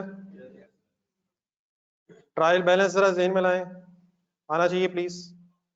मशीनरी के सामने कितना लिखा नजर आएगा? पूरा 80 लाख डेबिट कॉलम में 80 लाख, और एक्यूमुलेटेड डेप्रिसिएशन का हेड अलहदा अपीयर हो रहा होगा, क्रेडिट कॉलम में 4 लाख नजर आ रहा होगा। यकीनन अगर स्टेटमेंट ऑफ फाइनेंशियल पोजीशन बनानी हो आपने साल के एंड पे तो कैसे बना रहे होंगे? 80 लाख माइनस 4 लाख 76,000 की WDV अपीयर हो रही होगी, लेकिन दो सेपरेट लेजर्स में पता चल रहा है एसेट था कितने का, कितना कम हो गया है, और कैलकुलेटर इंशाल्लाह बता देगा कितना रह गया, दैट इज 76 लाख। एक और साल जरा कंप्लीट करवाएं, ब्रॉड डाउन उठवाएं जरा। मशीनरी के लेजर में कितना ब्रॉड डाउन आएगा? और नहीं यार 76 लाख आएगा, प्लीज यार 76 लाख आएगा, हरगिज ये जुल्म नहीं होगा। क्लोजिंग बैलेंस ही ब्रॉड डाउन बनेगा। तो what is the closing balance of this ledger? 80 lakh next year brought down होगा। हाँ, साथ साथ एक्यूमुलेटेड डेप्रिसिएशन के लेजर में भी 4 लाख का एक क्रेडिट बैलेंस आ रहा होगा। Any confusion in the starting point? Brought down okay है सर? ओपनिंग बैलेंसेस अपनी नेचर के अकॉर्डिंगली आते हैं डेबिट और क्रेडिट साइड पे, और क्लोजिंग बैलेंसेस अपनी नेचर के ऑपोजिटली लेजर को बैलेंस करने के लिए अपीयर होते हैं। एक और साल कंप्लीट कर लें, नेक्स्ट लेट्स अज्यूम 31 दिसंबर 2023।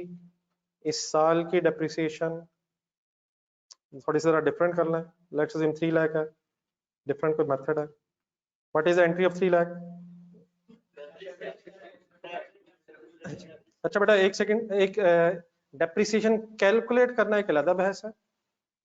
जो 5 मेथड्स हमने पढ़े वो मेथड्स क्या बताते हैं कि कितने से ऐसा डेप्रिशिएट होना है, देन उसकी काउंटिंग एंट्री करना एक अलग इशू है।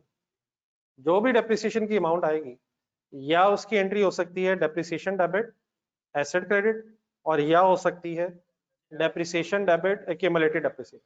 तो अकॉर्डिंग टू क्वेश्चन हम देखा करेंगे कि क्या सेपरेट लेजर पे एक्यूमुलेटेड डेप्रिसिएशन है या नहीं, और अगर है तो फिर अकॉर्डिंगली एंट्री कर लिया करेंगे। तो कैलकुलेट जिस मर्जी मेथड से हो, बाद में फिर जब एंट्री आपने करनी है तो that entry will be dependent on कि आपने separate ledger of accumulated depreciation बनाना है या नहीं बनाना है। और it is the one time decision. अगर आपने एक्यूमुलेटेड डेप्रिसिएशन का लेजर अलग बनाना है तो फिर हर साल entry depreciation debit accumulated depreciation credit repeat होती जाएगी। आई होप कि मैं बहुत कुछ बोली जा रहा हूँ, आज कुछ समझ भी आ रहा है, मेरे अलावा सारे क्लियरेंस है। तो दूसरे साल का लेजर भी जरा बैलेंस कर दें।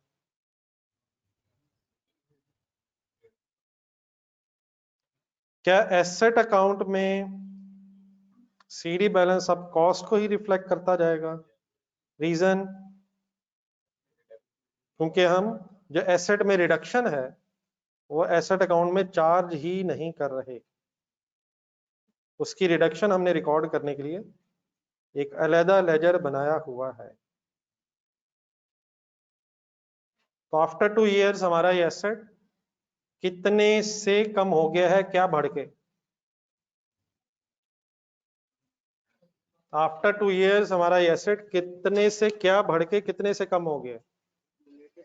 एक्यूमुलेटेड डेप्रिसिएशन 7 लाख से बढ़ के एसेट हमारा 7 लाख से कम हो गया है। What is the only purpose of this separate ledger? Cost अलहदा पता चले, एक्यूमुलेटेड डेप्रिसिएशन लेजर से अलहदा पता चले, वरना eight the end of the day इसने होना तो लेस ही है, और 2 साल बाद अगर WDV कैलकुलेट करनी हो तो वो 73 लाख रुपीस आ जाएगी।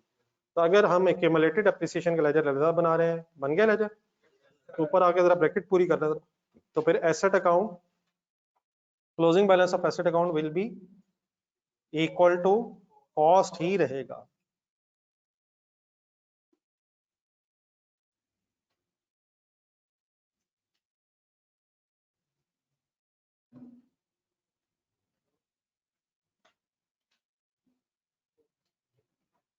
आई होप कोई कंफ्यूजन लेके नहीं घर जा रहे। यस सर का मतलब, मेरा ख्याल आपने कुछ सोचा था कि आप जो भी सवाल होगा यस कहना। मैंने अगर कंफ्यूजन लेके जा रहे हैं तो ना लेके जाना यार, कोई नहीं, 5-10 मिनट एक्स्ट्रा बैठ जाएंगे बाद में, क्या जरूरत पड़ेगी, इफ एनी कंफ्यूजन। अब तो हरगिज नहीं है, लेकिन बंद ना काइंडली कीजिएगा, छोटा सा एक नोट लिख के जाएगा, मैंने कहा टाइम तो है, सॉरी एक तरफ बात कंप्लीट हो जाए ना, ताकि कल कोई अच्छी सी बात शुरू करें, तो आज बच्चों वाली बातें की। ये लेजर जो एंड हुए वहां पे जरा काइंडली एक छोटा सा नोट लिखो। अगर तो पता चल जाए क्वेश्चंस पढ़ के कि separate ledger of accumulated depreciation है या नहीं, फिर तो हम अकॉर्डिंगली अपने आप को एडजस्ट कर लेंगे। लेकिन अगर ना पता चले तो what is the depreciation entry by default, तो वो जरा एक सेंटेंस लिख लेते हैं जरा फाइनली इस डिस्कशन के बाद। If there is no information,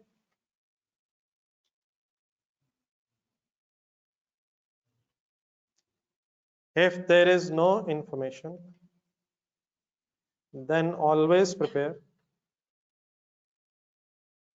separate ledger of,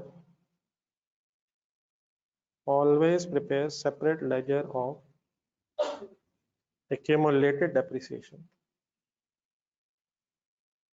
by default आपने बिल्कुल सही मुझे बताया था, डेप्रिसिएशन की एंट्री है depreciation debit, accumulated depreciation credit. लेकिन अगर पता चल जाए तो एसेट अकाउंट WDV पे भी बन सकता है। ओके है सर? कल इंशाल्लाह एक नई चीज स्टार्ट होनी है जिसका शायद आपको पहले आइडिया नहीं है। जो आज बातें हुई हैं इनको काइंडली जरा अगर दोबारा एक दफा रिवाइज करके मेथड्स वगैरह पढ़ के, अच्छा अपनी तरफ से फजूल में कोई छुट्टी हरगिज अफोर्डेबल नहीं है। सैटरडे कल है तो कोई इशू नहीं है, सैटरडे को अगर आपकी बाकी क्लासेस नहीं होती तो वो बता दीजिएगा मुझे, ताकि अगर हम कुछ एक्स्ट्रा टाइम निकालना चाहें तो निकाल लें, वरना फजूल में कोई छुट्टी अफोर्डेबल नहीं है प्लीज, ठीक है? संडे का इंशाल्लाह कल डिसीजन लेंगे, पहले सैटरडे को तो आए। अल्लाह हाफिज। अगर आप सैटरडे की छुट्टी की बात करेंगे तो बात संडे तक जाएगी, तो कल तो आए फिर बाकी तो इंशाल्लाह अल्लाह मालिक है, अभी इतनी भी नहीं, पहले सैटरडे को तो आना है कि हिम्मत करें ना, कल इंशाल्लाह नॉर्मल टाइम पे मुलाकात होगी। अल्लाह हाफिज।